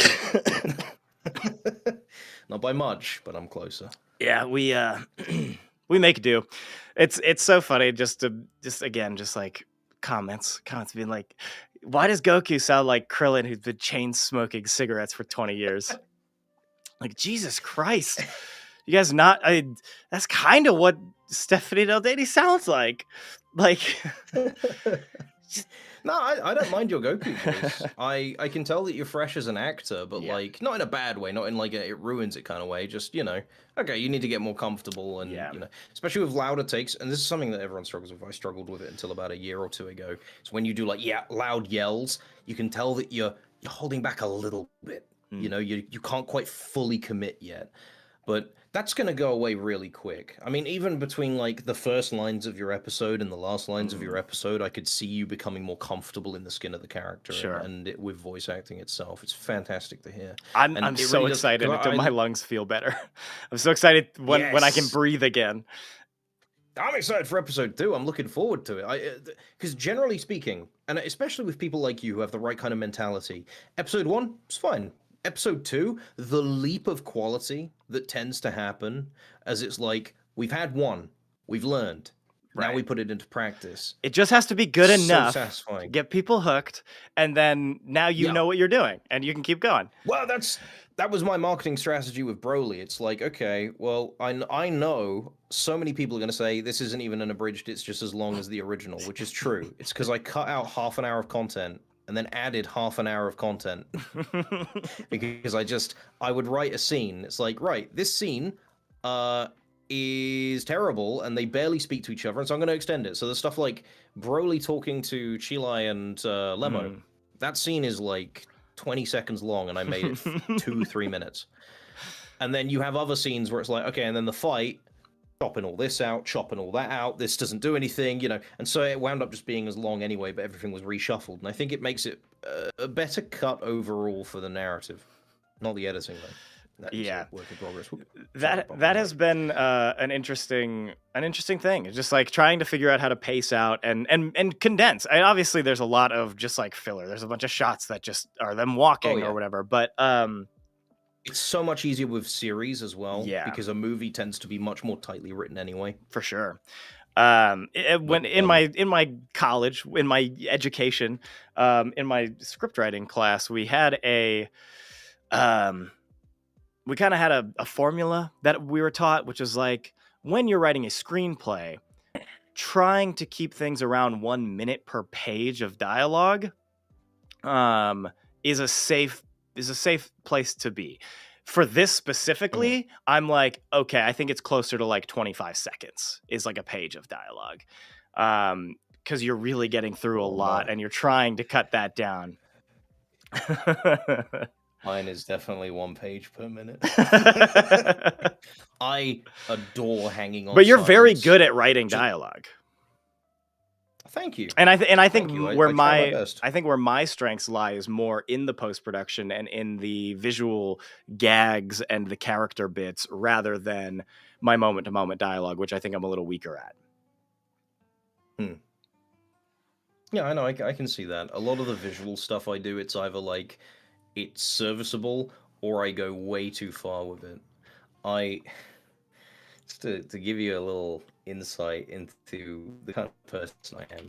Do you remember the joke with Goku where he accidentally takes a photo of himself?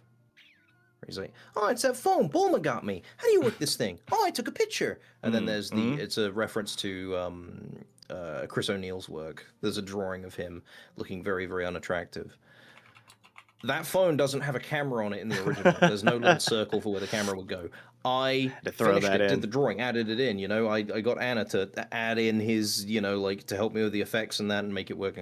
I finished it, it's ready to go. The episode is done. I go, there's no camera port on that phone. Straight back in, add the camera port, re-export the whole thing. I couldn't help it. Yeah.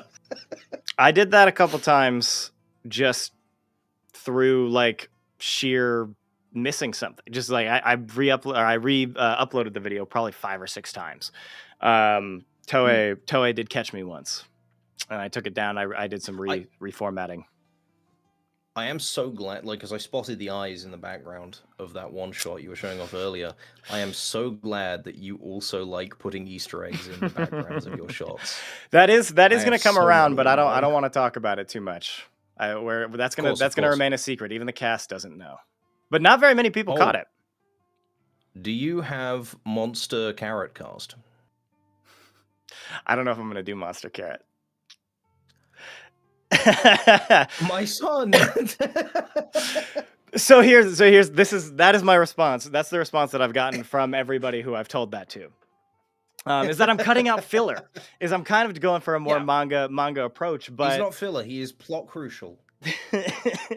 I'm telling you, Toyotara's going to bring him back any day now. He could be any character. He will turn Frieza Black into a carrot. All right, he's going to have his day. But I have been considering this. I've been seriously considering this, as many people have expressed their concern with Monster Carrot not making an appearance in Dragonball Abridged. There was going to be reference to it, but I didn't really plan on just cut that like bit where Gohan comes back from the dead to see do Monster Carrot instead.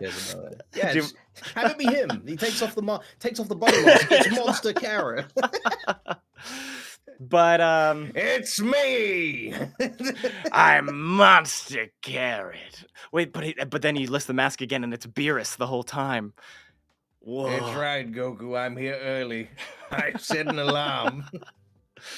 There are a few gags kind of like that I have planned that I'm super excited for. I think one I've been pretty like open about, and it's there is going to be an appearance of Trunks at some point. It's time travel shenanigans, you know. You never know what's gonna happen. Oh yeah, no, it's so easy. Just have him show up and go, "Hey, this is the wrong time. Sorry." Literally. But that's the thing is I don't want to connect it to far. Z. I really want it to exist as Dragon Ball, and Dragon Ball existed without the context of Z when it was created, and I want to maintain that to a certain extent.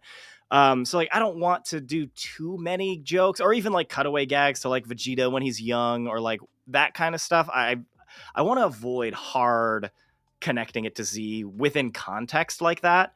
But obviously, like the beginning of the episode 1 is like a montage of Goku's life or whatever, and there's jokes about Goku as an adult commenting on the series. And it's going to be interesting to ride the line between making those jokes but not making it feel like the context of Z is necessary.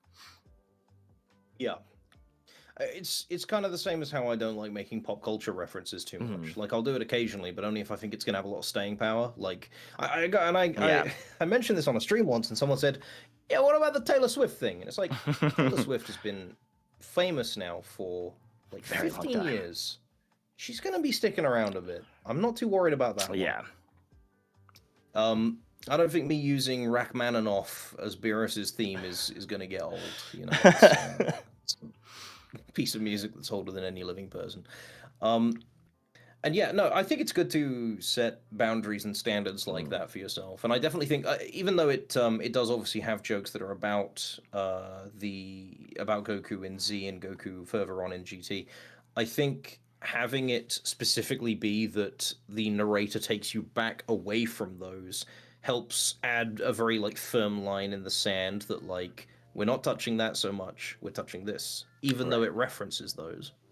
Yeah, exactly. And that's pretty much what I'm going for with it, is just having the ability for an adult Goku to be present even just helps the people who have literally never seen it before, have never seen Dragon Ball before. And being able to have the character that they recognize as the character that they recognize, commenting on the new things that they're seeing for the first time, is also, I think, really good for the new viewer experience, which is also part of my reasoning for doing this, is that Dragon Ball doesn't get enough love as the beginning of the series. And a lot of people have never even seen it. Exactly. So like if this is the thing that gets people to engage with Dragon Ball for the first time and then go watch it that's the ultimate goal is to get people to actually watch Dragon Ball, because there's going to be so many moments. There's animation that I can't change, but the show is so fucking wild. And the hardest part about making Dragon Ball Abridged is that Dragon Ball is already funny as hell. Like, it's hilarious. Toriyama was a very funny guy. That's exactly why I wouldn't do this. He was a very, very funny guy. So riding the line of writing new jokes, so funny. respecting old jokes, but also creating these moments where there's fixed animation that I can't do anything about, that is gonna be there, and people are gonna be like, wait, what is this? What is happening? Because within the context of the Abridged, this doesn't make any sense. Or like with whatever. Monster Carrot. So that's something that I'm very excited for. The aspect of getting deeper into it is not only exposing more people to Dragon Ball through it, but also just taking on the challenge of like, yeah, this show's funny, and we're gonna lean into that and just exaggerate and elevate that humor, while also trying to make it age better, because there's some shit in there that doesn't age so good. Roshi's perfectly normal and is fine and okay. It's what fine. No, it's not problematic even a little bit. It's not like episode 3 we see Bulma's bare ass cheeks.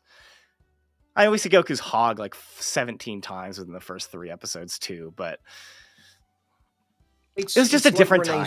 Art. Yeah, it's just a different time. No, I have a lot of respect for you for wanting to bring Dragon Ball to people who haven't seen it, though, because it is a crying shame that Dragon Ball never got the same attention that Z did. I think it kind of came from just earlier this year.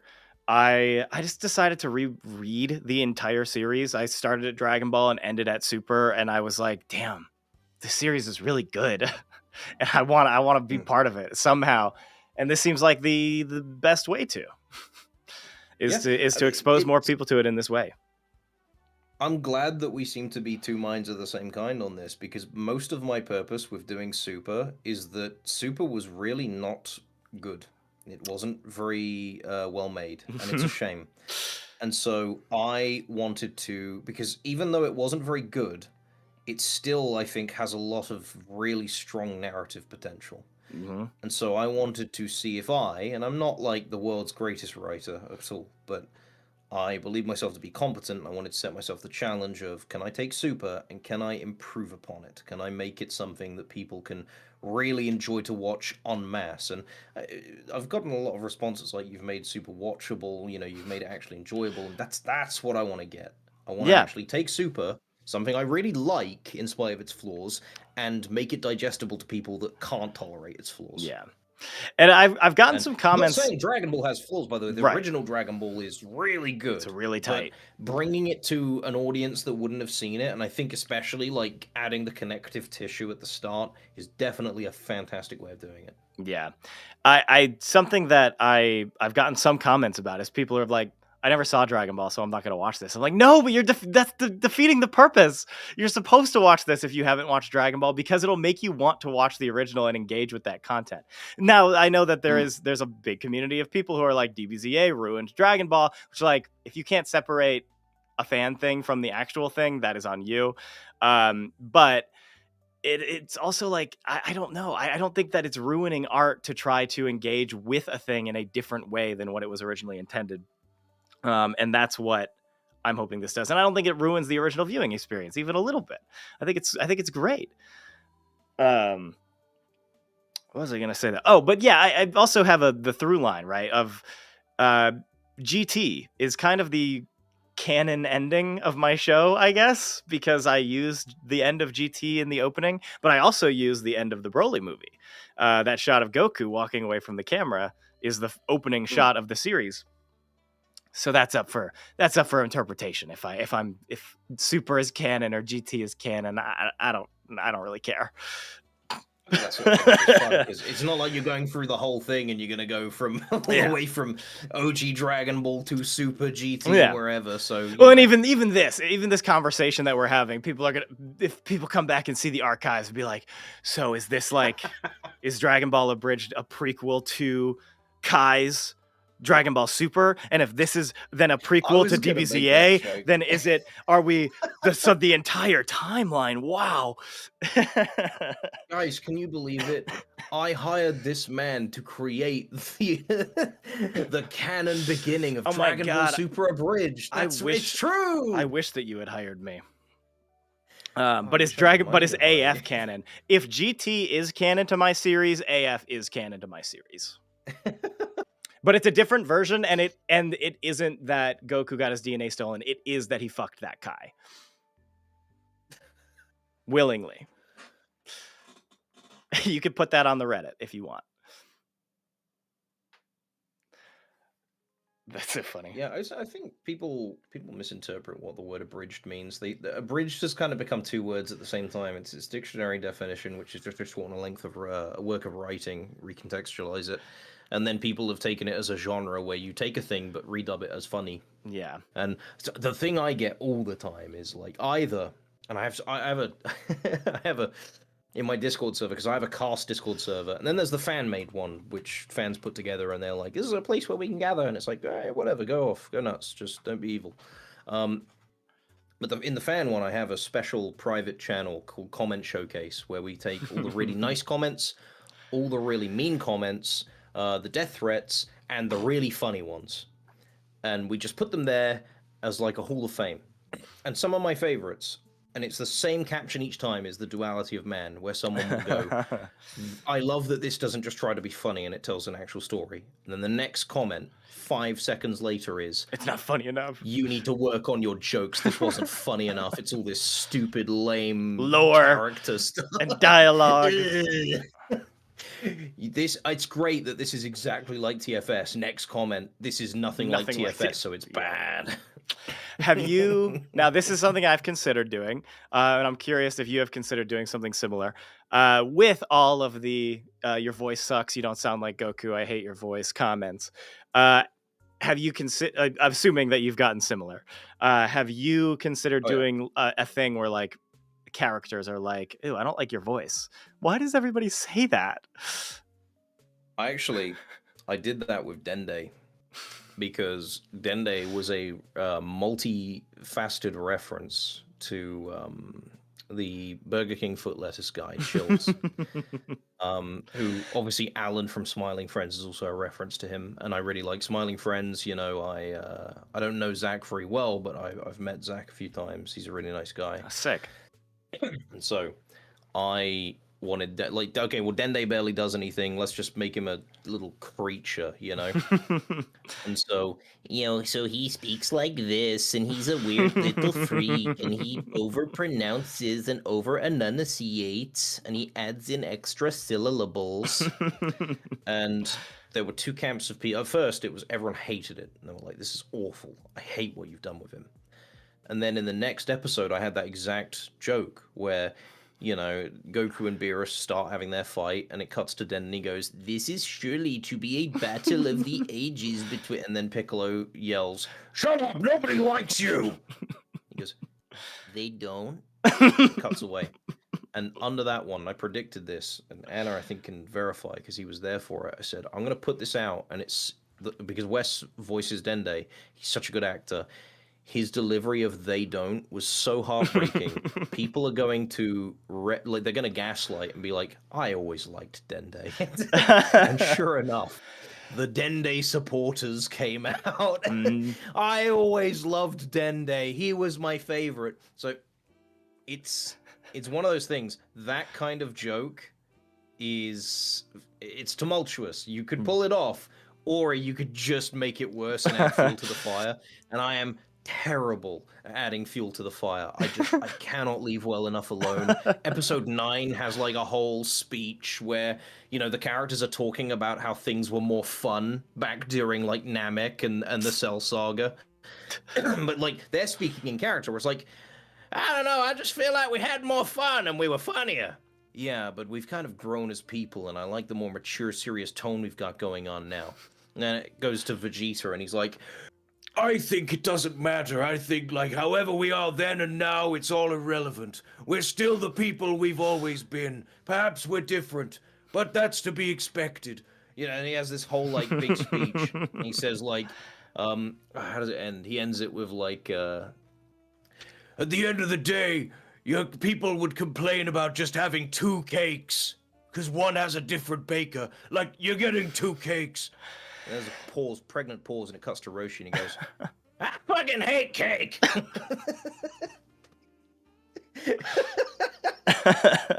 Oh boy, 2 cakes. I've gotten for them. Oh no.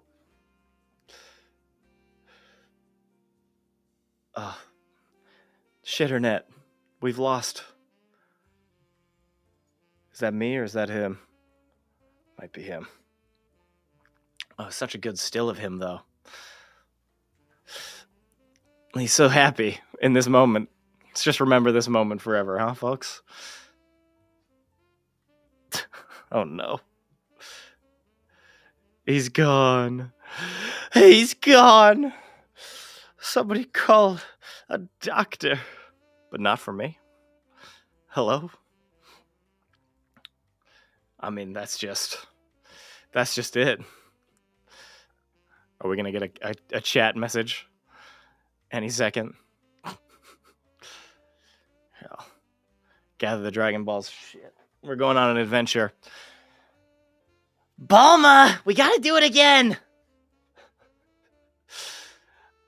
I mean, this is so sad. Don't worry, I got 3 of the 7 Dragon Boxes. We'll see what I can do. Hell yeah. He doesn't seem to be coming back. This is an excellent time to consider winding down. But man, what an anticlimactic way to end this, huh? Where is he? Oh, showing the timeline. I don't know if I'm allowed to share that, but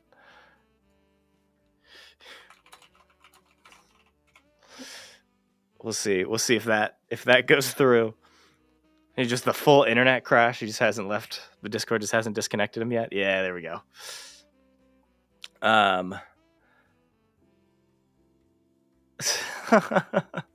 Okay. We'll wait for him to come back here. Now you get to see me twice. What's up? Double stream, double gunch on all platforms. What the heck is up? Ow! Oh! I hate this, actually. We are going to end the stream on TikTok. It seems kind of vacant in there anyway. So thank you guys on TikTok for coming in. Peace. Okay. That should free up some of my RAM as well. My processing power. Okay, let me bring this up here. Do you think Kai wants to be brought back with the Dragon Boxes too? Hopefully, maybe. I don't know. Just seems so anticlimactic. Like I said. What a great conversation, though. What the heck? That was so much fun, especially for it being so last minute. Oh, hello, Stickwick. Yeah, sorry for the double me. Normally, there wouldn't be 2 of me on stream. But our Kai, who we've been interviewing, he's kind of been interviewing me for the last like hour, has just vanished. I would assume a router is being reset or a computer is being reset. What's up, Krakenbender? But I think we're getting ready to wrap. I'm gonna turn this off for a moment. We've been going for a while. We have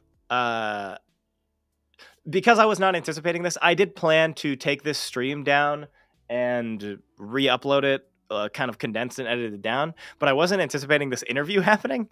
So I think I'm going to just leave the stream up. And I'm gonna rename it and whatnot. But this was so sick. Anna, thank you for coming in. I'm definitely going to be reaching out because I'm interested in some of the things that you may have knowledge about. Behind the Balls is a wild title. It's Behind the Balls, baby. I had considered calling the show Dragonball Abridged The Taint, but I don't think that would read as well. But because The Taint is Behind the Balls, which is the behind the scenes of Dragonball Abridged, I had considered that being the name, but it seemed too convoluted, so we just left it be. It's just Behind the Balls. It's fine. Being beautifully late as always. Yes. Normally I don't stream for 2.5 hours, but it looks like our call has ended. So I'm gonna end off here. I super appreciate Kai for coming in and hanging out with me and talking with me. That was really cool and super unexpected as a fan. So and Anna, thank you for coming in and being here as well. Another member of the crew. Super dope. Y'all are very, very cool people. Very kind of you to come in and just hang out with little old me. I'm excited for Dragon Ball Abridged as well. But yeah, that's going to be the end of this one. So if you'd like to go check out the VOD, we yap about the breakdown of the timeline and the like. And then we just sat here and had a good long conversation with Kai, and I hope that is not the last one. So that being said, y'all have been so wonderful. Thank you everybody for the subscribes on YouTube. You're so dope. Anna, Stickwick, Kraken, Magical Justice, Casually Willow, Cell, and Rypash, and Kai, and Striker, and Negative, and Flaw the GD World, and just everybody who came in. Y'all are so dope. Thank you everybody so much. And of course, as always,